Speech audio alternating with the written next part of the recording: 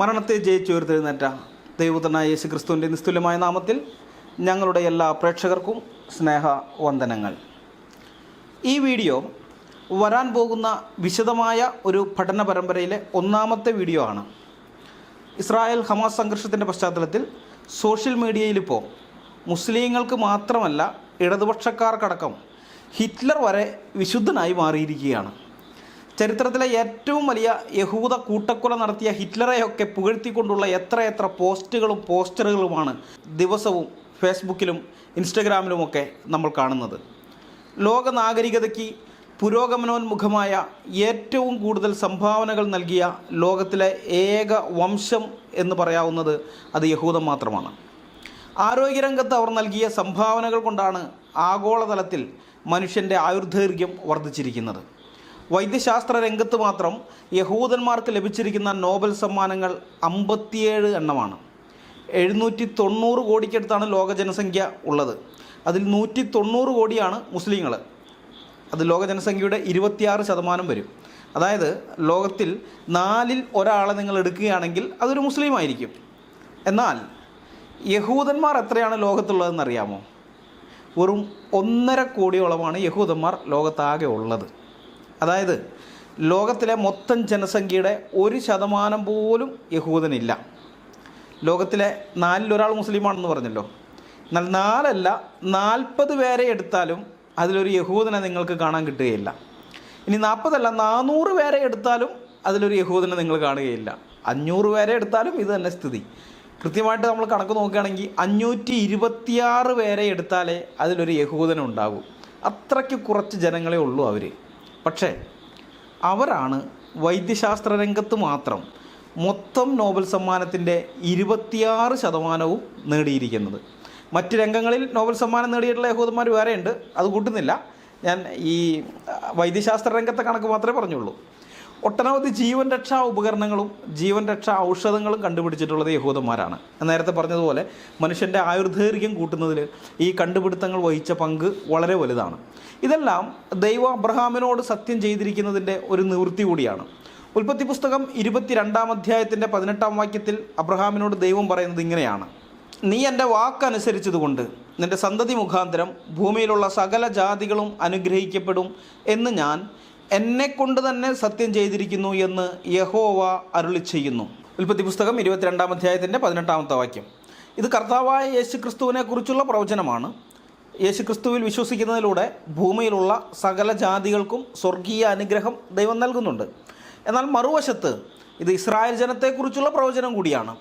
നിന്റെ സന്തതി മുഖാന്തരം ഭൂമിയിലുള്ള സകല ജാതികളും അനുഗ്രഹിക്കപ്പെടും എന്ന വാഗ്ദത്തം യഹൂദന്മാരിലൂടെ ഇന്നും നിറവേറിക്കൊണ്ടിരിക്കുകയാണ്. ആ ജനത ഈ ഭൂമിയിലില്ലായിരുന്നെങ്കിൽ ലോകമൊരിക്കലും ഇന്നു കാണുന്നത്രയും പുരോഗതി പ്രാപിക്കില്ലായിരുന്നു എന്നതൊരു സത്യമാണ്.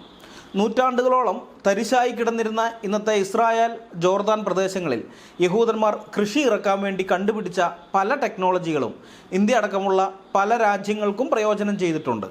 മഴ കുറവുള്ള വരണ്ടുണങ്ങിയ ആഫ്രിക്കയിലെ പല പ്രദേശങ്ങളിലും ഇസ്രായേലിൻ്റെ അഗ്രികൾച്ചർ ടെക്നോളജി ഉപയോഗിക്കുന്നതിലൂടെ പട്ടിണി മരണങ്ങൾ ഒഴിവാക്കാൻ സാധിച്ചിട്ടുണ്ട്.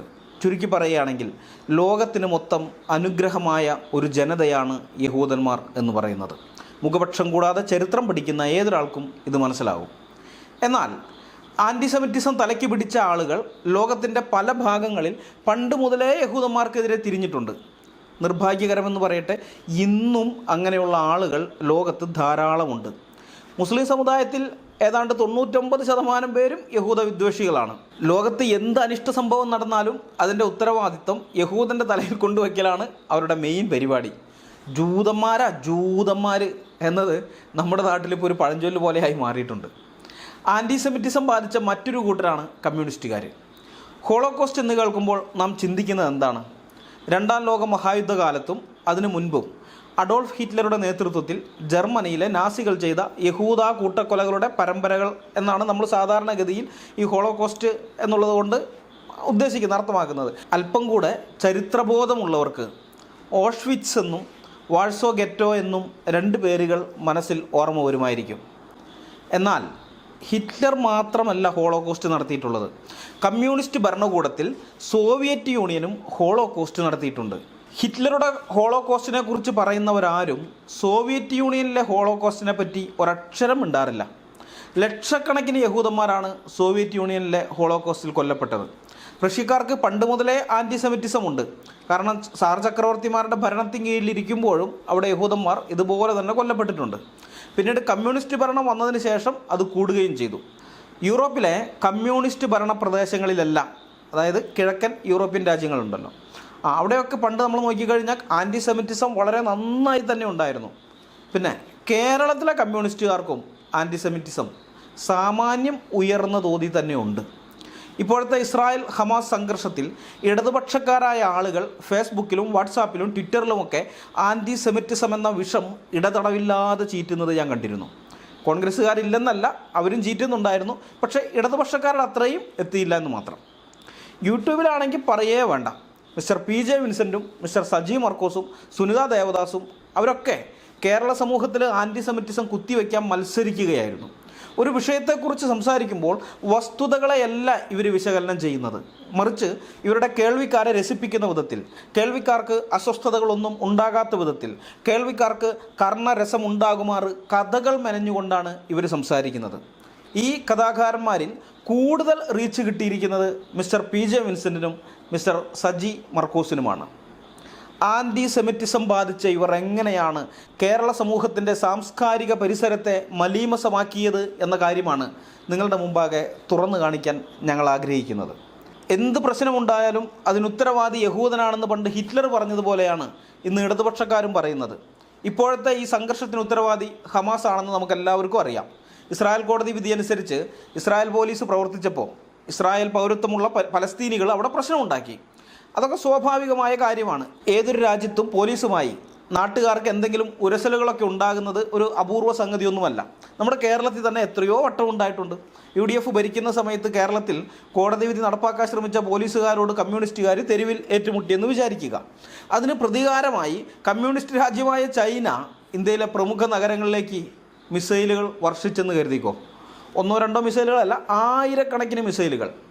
2 ദിവസം തികയുന്നതിന് മുമ്പേ 1000-ലധികം മിസൈലുകൾ, ഒരാഴ്ച കൊണ്ട് 3100-ലധികം മിസൈലുകൾ, 10 ദിവസം കൊണ്ട് 4000-ലധികം മിസൈലുകൾ എന്ന രീതിയിൽ ഇന്ത്യക്ക് നേരെ ചൈനയിൽ നിന്ന് മിസൈലുകൾ വരികയും ഇന്ത്യൻ സൈന്യം തിരിച്ചടിക്കുകയും ചെയ്ത് ഇവിടെ സംഘർഷം ഉണ്ടായെന്ന് വെച്ചോ. ആരാണ് ഈ സംഘർഷം തുടങ്ങിയതെന്ന് ചോദിച്ചാൽ സുബോധമുള്ള ഏതൊരാളും പറയും ചൈനയാണെന്ന്. അതല്ലെങ്കിൽ ഇന്ത്യയിലെ ഒരു കോടതി വിധി നടപ്പാക്കാൻ ശ്രമിച്ചതിൻ്റെ പേരിൽ UP-യിലോ അല്ലെങ്കിൽ ഗുജറാത്തിലോ മുസ്ലിങ്ങളും പോലീസും തമ്മിൽ പ്രശ്നം ഉണ്ടായെന്ന് വിചാരിക്കുക. പോലീസ് ശക്തമായ വിധത്തിൽ ലാത്തിചാർജ് നടത്തുകയും കണ്ണീർവാതകം പ്രയോഗിക്കുകയും റബ്ബർ ബുള്ളറ്റ് ഇട്ട് വെടിവെക്കുകയൊക്കെ ചെയ്തുകൊണ്ട് ഈ കലാപകാരികളെ നേരിടുകയാണ്. അപ്പോൾ ഇന്ത്യൻ പൗരത്വമുള്ള മുസ്ലിങ്ങൾക്കെതിരെ ഇന്ത്യയിലെ ഏതെങ്കിലും ഒരു സംസ്ഥാനത്തെ പോലീസ് ഇങ്ങനെ ചെയ്തു എന്നുള്ളതിൻ്റെ പേരിൽ പാകിസ്ഥാൻ ഇന്ത്യയിലെ പ്രമുഖ നഗരങ്ങളിലേക്ക് ഇടതടവില്ലാതെ മിസൈലുകൾ വിടുകയും ഇന്ത്യൻ സൈന്യം അതിനെതിരെ ശക്തമായി തിരിച്ചടിക്കുകയും ചെയ്ത് ഇവിടെ ആകെ പ്രശ്നകലുഷിതമായെന്ന് വെച്ചോ. ആരാണ് ഈ സംഘർഷം തുടങ്ങി വെച്ചതെന്ന് ചോദിച്ചാൽ അരിയാഹാരം കഴിക്കുന്നവർ പറയും അത് പാകിസ്ഥാനാണെന്ന്, അങ്ങനെ പറയുകയുള്ളൂ. എന്നാൽ നമുക്കിനി ഇസ്രായേലിൻ്റെ കാര്യം നോക്കാം.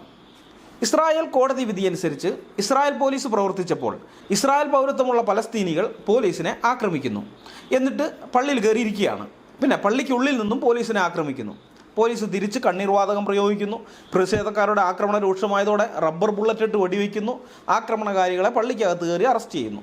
ഇതൊക്കെ ലോകത്ത് ഏത് രാജ്യങ്ങളിൽ നടക്കുന്ന സാധാരണ സംഭവങ്ങളാണ്. ഈ പള്ളിക്കകത്ത് കയറി ഒളിച്ചിരിക്കുന്നത് സാധാരണ സംഭവമല്ല, അത് സാധാരണ ആരും ചെയ്യാറില്ല. കാരണം എന്ന് വെച്ച് കഴിഞ്ഞാൽ തങ്ങൾ ആരാധിക്കുന്ന ആ സ്ഥലം അത് വിശുദ്ധമായിട്ടാണ് സാധാരണഗതിയിൽ മനുഷ്യർ കാണുക. ഹിന്ദുക്കൾ എന്തെങ്കിലും പ്രശ്നം ഉണ്ടാക്കിയിട്ട് പോലീസ് വരുമ്പോൾ ഓടി അമ്പലത്തിനുള്ളിൽ കയറി ഒളിച്ചിരിക്കില്ല. അല്ലെങ്കിൽ ക്രിസ്ത്യാനികൾ വല്ല പ്രശ്നങ്ങൾ ഉണ്ടാക്കിയിട്ട് പോലീസ് വരുമ്പോൾ ഓടി അവരുടെ പള്ളിക്കകത്ത് കയറിയിരിക്കുകയില്ല. പക്ഷേ മുസ്ലിങ്ങളത് ചെയ്യും. മുസ്ലിങ്ങൾ മോസ്കിനകത്ത് കയറിയിരിക്കും. കാരണം മോസ്ക് എന്ന് പറഞ്ഞാൽ അവരെ സംബന്ധിച്ച് അത് ആയുധ സംഭരണശാലയും അതുപോലെ ഒരു പ്രതിരോധ കേന്ദ്രമൊക്കെയാണ്. അങ്ങനെയൊക്കെയായിട്ടാണ് അവരത് ഉപയോഗിക്കുന്നത്. അതിനെക്കുറിച്ച് ഞാൻ പിന്നീട് വിശദമായിട്ട് എപ്പോഴെങ്കിലും ഒരു അവസരം കിട്ടുമ്പോൾ പറയാം. അപ്പോൾ ഏതായാലും ഇങ്ങനെ ഈ പള്ളി കയറിയിരിക്കുന്നത് ഒഴിച്ചാൽ ബാക്കിയുള്ള സംഭവങ്ങളൊക്കെ ജനങ്ങളും പോലീസും തമ്മിലുള്ള ഈ പ്രശ്നം ഇതൊക്കെ ഏതൊരു രാജ്യങ്ങളിൽ നടക്കുന്ന സാധാരണ സംഭവങ്ങളാണ്. ഇതിന് ശേഷം എന്തുണ്ടായെന്ന് വെച്ചാൽ മുസ്ലിം നാമധാരികളായ ഗാസയിലെ ഹമാസ് എന്ന ഭീകര സംഘടന ഇസ്രായേലിൻ്റെ വൻ നഗരങ്ങളിലേക്ക്, സിവിലിയൻസിൻ്റെ ഏരിയകളിലേക്ക് തുരുതുരാ മിസൈൽ ആക്രമണങ്ങൾ നടത്തുകയാണ്. ആദ്യഘട്ടത്തിൽ ഇസ്രായേൽ ഈ അയൺ ഡോം ഉപയോഗിച്ച് ഇതിനെ പ്രതിരോധിക്കാൻ മാത്രമേ ശ്രമിച്ചിരുന്നുള്ളൂ. തിരിച്ചങ്ങോട്ട് ഒരൊറ്റ മിസൈൽ പോലും വിട്ടില്ല ഗാസയിലേക്ക്. ആദ്യ സമയങ്ങളിലെല്ലാം 2-3 ദിവസം അവർ ഈ അയൺ ഡോം കൊണ്ട് വരുന്ന മിസൈലുകളൊക്കെ തകർത്തുകൊണ്ടിരിക്കുകയാണ് ചെയ്തത്. ഈ 1-2 ദിവസം കഴിഞ്ഞിട്ടും മിസൈൽ ആക്രമണങ്ങൾ നിലയ്ക്കുന്നില്ല എന്ന് കണ്ടപ്പോൾ മാത്രമാണ് ഇസ്രായേൽ ഈ ഹമാസിൻ്റെ മിസൈൽ ലോഞ്ചിങ് പാടുകൾ തകർക്കാൻ വേണ്ടിയുള്ള ആക്രമണം നടത്തുന്നത്. അതായത് അവരിങ്ങോട്ടേക്ക് ഇനി മിസൈൽ വിടരുത്, മിസൈൽ വിടാൻ വേണ്ടി അവരുടെ ആ ലോഞ്ചിങ് പാടുണ്ടല്ലോ, അപ്പോഴും അത് മാത്രമേ അവർ തകർക്കുന്നുള്ളൂ. വേറെ ഭാഗങ്ങളിലേക്ക് ഒന്നും ലക്ഷ്യം വയ്ക്കുന്നില്ല, കൃത്യമായിട്ട് അത് തകർക്കുന്നു. അപ്പോൾ ഇവരെന്ത് ചെയ്യുന്നറിയാമോ? ഈ മിസൈൽ ലോഞ്ചിങ് പാട് ഇവരുടെയൊക്കെ പല തീവ്രവാദികളുടെയും വീടുകൾക്കകത്തേക്ക് മാറ്റി, വീടുകളുടെ ജനലയുടെ സൈഡിൽ നിന്നൊക്കെയാണ് പിന്നെ മിസൈൽ പോകുന്നത് ഇസ്രായേലിലേക്ക്, ആ ലെവലിലാക്കി. അപ്പോൾ അങ്ങനെ വന്നു കഴിഞ്ഞപ്പോൾ ഇസ്രായേൽ എന്ത് ചെയ്തു? ഈ ഹമാസിൻ്റെ തലവന്മാരായ ഭീകരരുടെ വീടുകൾ തകർക്കാൻ തുടങ്ങി. അതൊക്കെയാണ് നമ്മൾ കണ്ടത്. സ്വാഭാവികമായിട്ട് ഈ വീട് തകർക്കുമ്പോൾ വീടിൻ്റെ ചുറ്റുപാടുമുള്ള പല ഇതുകളും തകരും. പിന്നെ ഇവരുടെ ആയുധ സംഭരണശാലകൾ, അത് പലതും ഇവർ തകർത്തു. ആയുധ സംഭരണശാലകളൊക്കെ തകർക്കുന്നതിൽ ഇസ്രായേലിന് ഒരു മടിയും ഉണ്ടായിരുന്നില്ല. അത് ചിലത് UN ഓഫീസിൻ്റെ അടുത്തൊക്കെയാണ് ഉണ്ടായിരുന്നത്, ആയുധ സംഭരണശാലകൾ. ആ UN ഓഫീസ് അപ്പുറത്തുണ്ടല്ലോ എന്നൊന്നും ഇസ്രായേൽ ചിന്തിക്കാമെന്നില്ല, അവിടേക്ക് തന്നെ മിസൈൽ ഇട്ടു.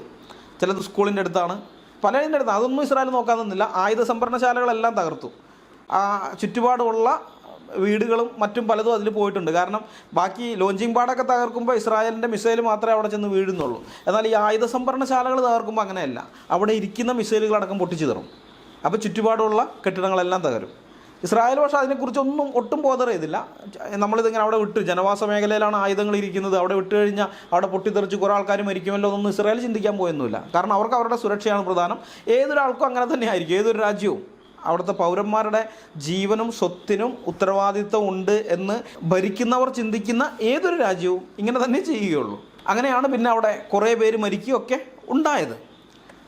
അപ്പോൾ ഈ സംഘർഷം തുടങ്ങിയത് ആരാണെന്ന് ചോദിച്ചാൽ സുബോധമുള്ള അരിയാഹാരം കഴിക്കുന്ന ഏതൊരാളും പറയും അത് ഹമാസ് ആണെന്ന്. എന്നാൽ ആൻറ്റിസെമിറ്റിസം തലയ്ക്ക് പിടിച്ച ഒരാളോട് ചോദിച്ചാൽ അയാൾ പറയും ഈ സംഘർഷത്തിൻ്റെ ഉത്തരവാദി ഇസ്രായേലാണെന്ന്. അങ്ങനെ ഒരാളെ നമുക്കിപ്പോൾ കാണാം. സാധാരണ ഒരു പ്രശ്നം ഉണ്ടാകുന്ന പോലെ തന്നെ ഇത്തവണയും പ്രശ്നത്തിൻ്റെ ഉത്തരവാദി ഇസ്രായേൽ തന്നെയാണ്. സാധാരണ ഒരു പ്രശ്നം ഉണ്ടാകുന്നത് പോലെ തന്നെ ഇത്തവണയും പ്രശ്നത്തിൻ്റെ ഉത്തരവാദി ഇസ്രായേൽ തന്നെയാണെന്നാണ് മിസ്റ്റർ സജി മർക്കോസ് പറയുന്നത്. ഇതിനു മുൻപും ആ മേഖലയിൽ പ്രശ്നങ്ങൾ ഉണ്ടായപ്പോഴൊക്കെ ഈ ആൻറ്റിസെമിറ്റിസത്തിൻ്റെ ആളുകൾ പറഞ്ഞുകൊണ്ടിരുന്നത് പ്രശ്നത്തിൻ്റെ ഉത്തരവാദി ഇസ്രായേലാണെന്നായിരുന്നു. പതിവ് പോലെ ഇത്തവണയും അവർ അത് തന്നെയാണ് പറയുന്നത്. ഇവരുടെയൊക്കെ ഉള്ളിൽ അടിഞ്ഞുകൂടിയിരിക്കുന്ന ആൻറ്റിസെമിറ്റിസം എന്ന വിഷം അത് എത്ര കട്ടിയുള്ളതാണെന്നാണ് നമുക്കിതിൽ നിന്ന് മനസ്സിലാക്കാൻ കഴിയുന്നത്. വസ്തുതകളെ വിശകലനം ചെയ്തുകൊണ്ടല്ല ഇവർ സംസാരിക്കുന്നത്.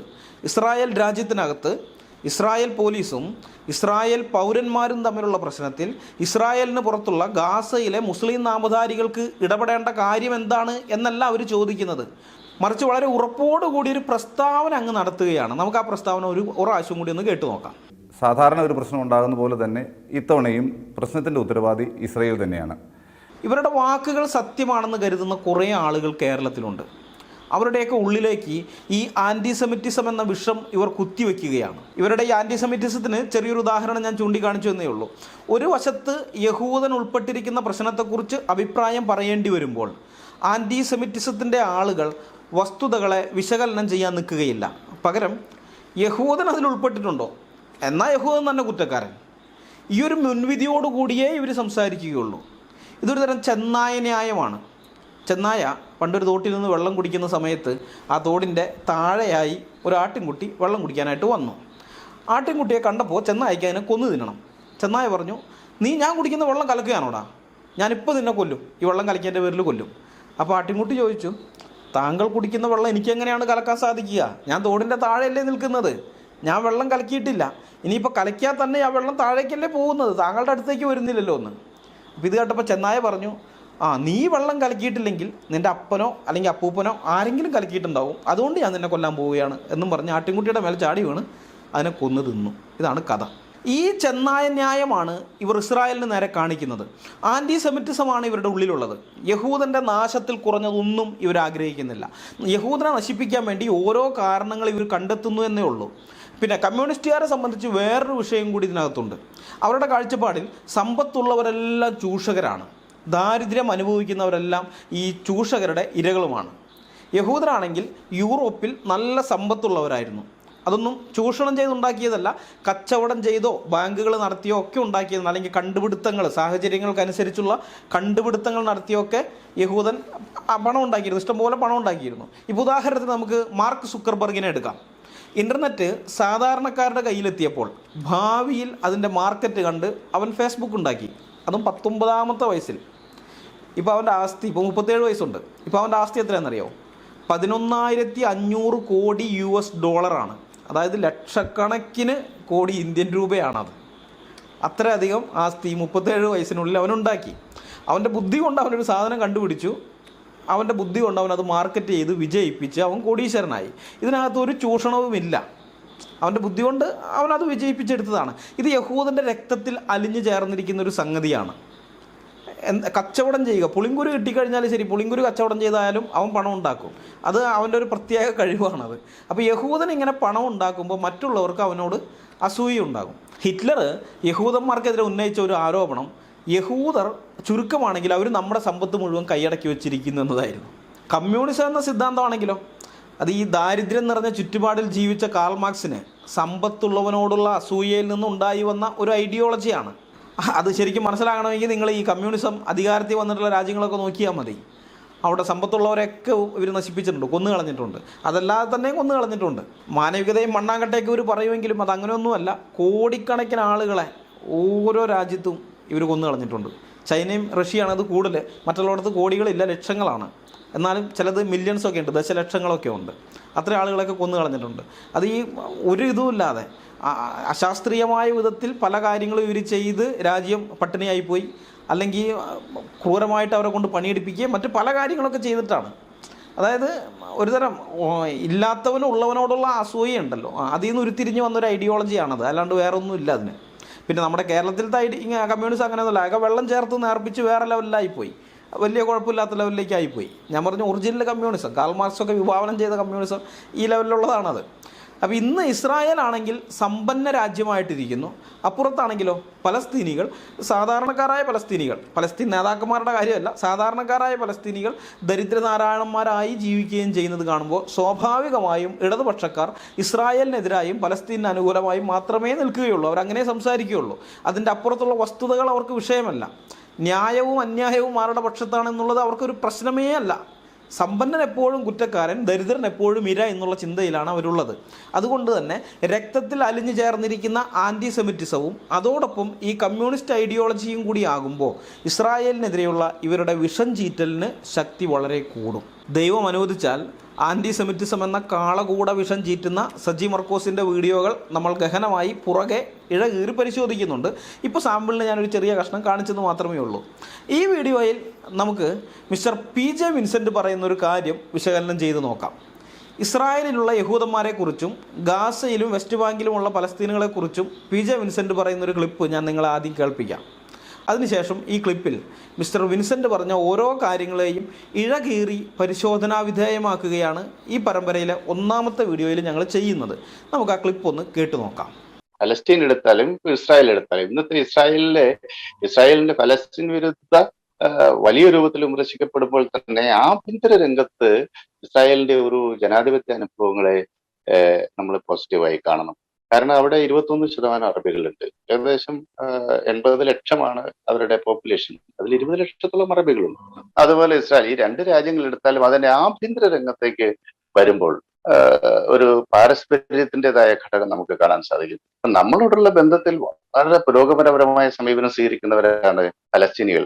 അവര് ഇന്ത്യക്കാരെ പൊതുവിൽ സഹോദരന്മാരായിട്ടാണ് കാണുന്നത്. നമ്മൾ അവരുമായിട്ട് സംസാരിക്കുമ്പോഴും ഇന്ത്യക്കാര് എന്ന് പറയുമ്പോൾ തന്നെ അവർക്ക് സ്നേഹമാണ്. മലയാളികളാണ് ഈ ഫലസ്തീൻ വിഷയത്തിലാണ് ഗവേഷണം എന്നൊക്കെ പറയുമ്പോൾ വളരെ അടുത്ത ഒരു സാഹോദര്യം അവരുടെ കണ്ണുകളിൽ കാണാം. ആവശ്യമായ ഡോക്യുമെന്റ്സ് തരാനാണെങ്കിലും അവരുടെ അനുഭവ കുറിപ്പുകൾ പറയുന്ന കാര്യത്തിലാണെങ്കിലും നമ്മളോട് ഒരു ഫെർട്ടിനിറ്റി, ഒരു സാഹോദര്യം അവരെ വെച്ച് പുലർത്തുന്നതായി കാണാം. അതേസമയം അത്തരം സമീപനങ്ങൾ ഇസ്രായേലിന്റെ ഭാഗത്തുനിന്നുണ്ടാകുന്നില്ല. ഇസ്രായേൽ എന്ന് പറഞ്ഞാൽ പ്രത്യേകിച്ച് ജൂതന്മാർ അവർ ഭയങ്കരമായിട്ടുള്ള ഒരു സിനോഫോബിക്കാണ്. അവര് എല്ലാവരോടും സംശയത്തോടെ എന്നുള്ളതാണ്. പൊതുവിൽ ഇന്ത്യയെക്കുറിച്ച് വലിയ മതിപ്പാണ് ജൂതന്മാർക്കുട്ടോ. കാരണം ചരിത്ര കാലത്ത് ജൂതന്മാർ പീഡനത്തിന് വിധേയമാകാത്ത ലോകത്തിലെ ഏക രാഷ്ട്രം ഇന്ത്യയാണ്. പക്ഷേ ഈ അത് ആ ഒരു സമീപനമൊക്കെ പുലർത്തുമ്പോഴും നമ്മളോട് ഈ ഈ യൂതനല്ലാത്ത ആളുകളോട് അവർക്ക് അങ്ങേയറ്റത്തെ ഒരു ഒരു വിവേചനം അവരുണ്ട്. അത് അവരുടെ ചരിത്രാനുഭവമാണ് കേട്ടോ. യൂറോപ്പിലെല്ലാം ഒരു കാലഘട്ടത്തിലും അവര് യൂറോപ്യൻ ജനതയുമായിട്ടോ അവര് ഏത് രാജ്യത്തിലാണോ താമസിക്കുന്നത് ആ രാജ്യത്തിലെ സംസ്കൃതിയുമായിട്ടും അവിടുത്തെ ജനങ്ങളുമായിട്ടും ഇഴകി ജീവിക്കുന്ന ഒരു അനുഭവം അവർക്ക് യൂറോപ്യൻ സാഹചര്യത്തിൽ ഉണ്ടായിട്ടില്ല. പക്ഷെ അങ്ങനെ ഉണ്ടായത് ഒരുപക്ഷെ കേരളത്തിൽ മാത്രമായിരിക്കും. കേരളത്തിൽ അത് ഉണ്ടായിട്ടുണ്ടെന്നുള്ളത് നമ്മുടെ ഒരു ചരിത്രാനുഭവമാണ്.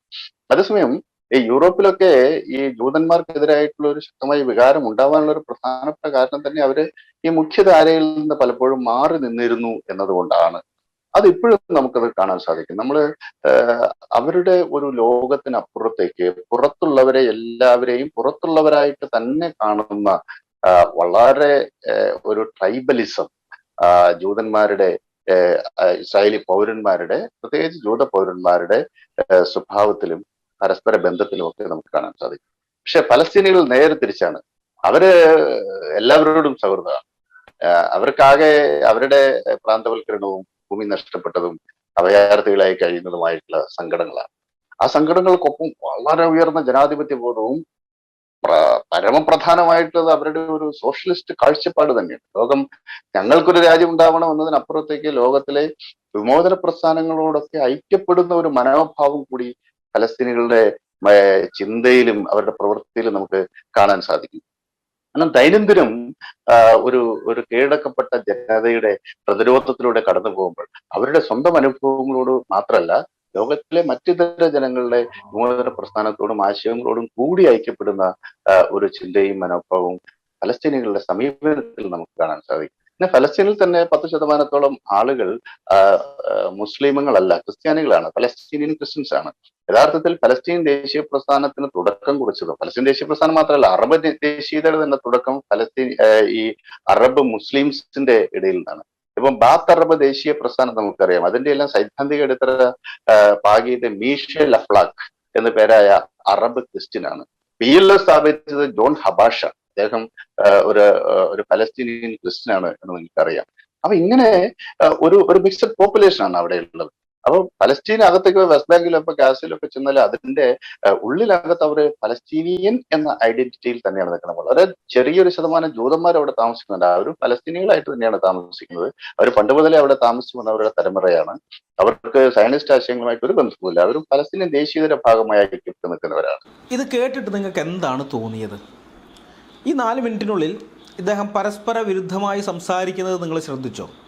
ഇസ്രായേലിൻ്റെ ആഭ്യന്തര രംഗത്ത് ജനാധിപത്യ അനുഭവങ്ങളെ പോസിറ്റീവായി കാണണമെന്ന് പറയുന്നു. അപ്പോൾ തന്നെ പറയുന്നു ഇസ്രായേലിനകത്തുള്ള യഹൂദന്മാർ എല്ലാവരെയും സംശയത്തോടെയാണ് കാണുന്നത്. യഹൂദന്മാരല്ലാത്ത എല്ലാവരോടും അവർ വിവേചനം കാണിക്കുകയാണെന്ന്. യഹൂദന്മാർ ട്രൈബലിസം അഥവാ ഗോത്രീയത കാണിക്കുന്നവരാണെന്നും അദ്ദേഹം പറയുന്നുണ്ട്. പിന്നെ യഹൂദന്മാർക്ക് ഇന്ത്യയെക്കുറിച്ച് വലിയ മതിപ്പാണെന്ന് പറയുന്നു. എന്നാൽ ഇന്ത്യയിൽ നിന്ന് ചെന്ന PJ വിൻസെൻറ്റിനോട് യാതൊരു സഹകരണവും അവർ കാണിച്ചില്ല എന്നും പറയുന്നു. ഇങ്ങനെ പരസ്പര വിരുദ്ധമായ കാര്യങ്ങൾ ഈ 4 മിനിറ്റിനുള്ളിൽ തന്നെ അദ്ദേഹം പലതും പറയുന്നുണ്ട്. ഇന്ത്യയിൽ നിന്ന് മാത്രമല്ല, ലോകത്തിലെ പല രാജ്യങ്ങളിൽ നിന്ന് പലരും ഗവേഷണങ്ങൾക്ക് വേണ്ടി ഇസ്രായേലിലേക്ക് പോകുന്നുണ്ട്. പിന്നെ ജോലിക്ക് വേണ്ടി പോയിട്ടുള്ള ഇന്ത്യക്കാരും നമുക്കറിയാം, കുറേ പേര് അവിടെ ഉണ്ട് ഇപ്പോൾ. അപ്പോൾ ജോലിക്കാരുടെ കാര്യം വിട്, ഈ ഗവേഷണത്തിന് വേണ്ടി അവിടേക്ക് ചെല്ലുന്ന ആളുകൾക്കൊക്കെ വേണ്ടുന്ന ഡോക്യുമെൻറ്റ്സ് അവിടെ നിന്ന് കിട്ടുന്നുണ്ട്. എന്നിട്ട് PJ വിൻസെൻറ്റിന് മാത്രം അവിടെ നിന്ന് ഡോക്യുമെൻറ്റ്സ് കിട്ടാൻ ബുദ്ധിമുട്ടുണ്ടായി. എനിക്ക് തോന്നുന്നത് മിസ്റ്റർ PJ വിൻസെൻറ്റുമായി സംസാരിച്ച് കഴിഞ്ഞപ്പോൾ തന്നെ അവർക്ക് മനസ്സിലായിട്ടുണ്ടാകും ഇയാൾ ആൻറ്റിസെമിറ്റിസത്തിൻ്റെ വക്താവാണെന്ന്. അതുകൊണ്ട് അവർ ഒഴിവാക്കിയതാകാനേ വഴിയുള്ളൂ. പിന്നെ പലസ്തീനികളെ സംബന്ധിച്ചാണെങ്കിൽ ആൻറ്റിസെമിറ്റിസം മനസ്സിൽ കൊണ്ട് നടക്കുന്ന ഒരാൾ PLOയെക്കുറിച്ച് ഗവേഷണം നടത്താൻ വരുമ്പോൾ അവർക്ക് സന്തോഷമല്ലേ ഉണ്ടാവുകയുള്ളൂ. എത്ര നേരം വേണമെങ്കിലും അവർ കഥ പറഞ്ഞിരുന്നോളൂ. അവിടെ വേറെ പണിയൊന്നും അവർക്കില്ലല്ലോ. അതുകൊണ്ട് അവർ ഇഷ്ടം പോലെ സമയം ചിലവഴിച്ചോളൂ, അത് പ്രശ്നമൊന്നുമില്ല. ഗവേഷണത്തിന് വേണ്ടി ഇസ്രായേലിൽ നിന്ന് ഡോക്യുമെൻറ്റ്സ് ഒന്നും കിട്ടിയില്ല, അല്ലെങ്കിൽ കിട്ടാൻ പ്രയാസമുണ്ടായി എന്ന് മിസ്റ്റർ PJ വിൻസെൻറ്റ് പറഞ്ഞത് സത്യമാണെങ്കിൽ ന്യായമായും ഇങ്ങനെ ഒരു നിഗമനത്തിലെത്താനേ നമുക്ക് സാധിക്കുകയുള്ളൂ. കാരണം അവിടെ വേറെ പല ആളുകൾക്കും റിസർച്ചിന് പോയിട്ട് ഡോക്യുമെൻറ്റ്സ് ഒന്നും കിട്ടാതിരുന്നിട്ടൊന്നുമില്ല. ഏതായാലും അതല്ല ഇവിടെ പ്രധാന വിഷയം, വേറെ ചിലതാണ്. ഇദ്ദേഹം യഹൂദന്മാർക്കെതിരെ ഉന്നയിക്കുന്ന ഒരു ആരോപണം നിങ്ങൾ ശ്രദ്ധിച്ചോ?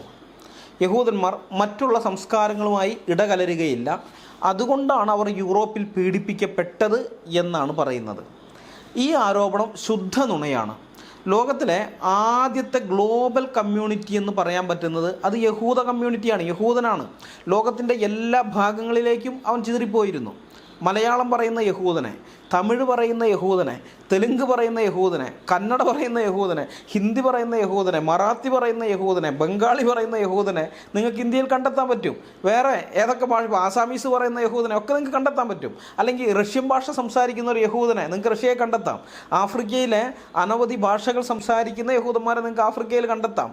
അറബി സംസാരിക്കുന്ന യഹൂദനെ നിങ്ങൾക്ക് കണ്ടെത്താം. ഇംഗ്ലീഷ് സംസാരിക്കുന്ന യഹൂദനെ, സ്പാനിഷ് സംസാരിക്കുന്ന യഹൂദനെ, ജർമ്മൻ സംസാരിക്കുന്ന യഹൂദനെ, ഫ്രഞ്ച് സംസാരിക്കുന്ന യഹൂദനെ, ടർക്കിഷ് സംസാരിക്കുന്ന യഹൂദനെയൊക്കെ നിങ്ങൾക്ക് കണ്ടെത്താം. അതായത് എല്ലാ ഭൂഖണ്ഡങ്ങളിലും എല്ലാ രാജ്യങ്ങളിലും അവരുണ്ടായിരുന്നു. ചെന്ന ഇടത്തെല്ലാം അവർ സമൂഹത്തിൻ്റെ മുഖ്യധാരയിൽ തന്നെയാണ് ജീവിച്ചിരുന്നത്. ഇസ്ലാം ശക്തി പ്രാപിച്ചതിന് ശേഷമാണ് പല രാജ്യങ്ങളിൽ നിന്നും അവർ പുറത്താക്കപ്പെട്ടത്. അതുവരെ അന്നറിയപ്പെടുന്ന എല്ലാ രാജ്യങ്ങളിലും അവരുണ്ടായിരുന്നു. അവിടെയുള്ള ജനങ്ങളുമായി അവർ ഇടകലരുകയും ചെയ്തിരുന്നു.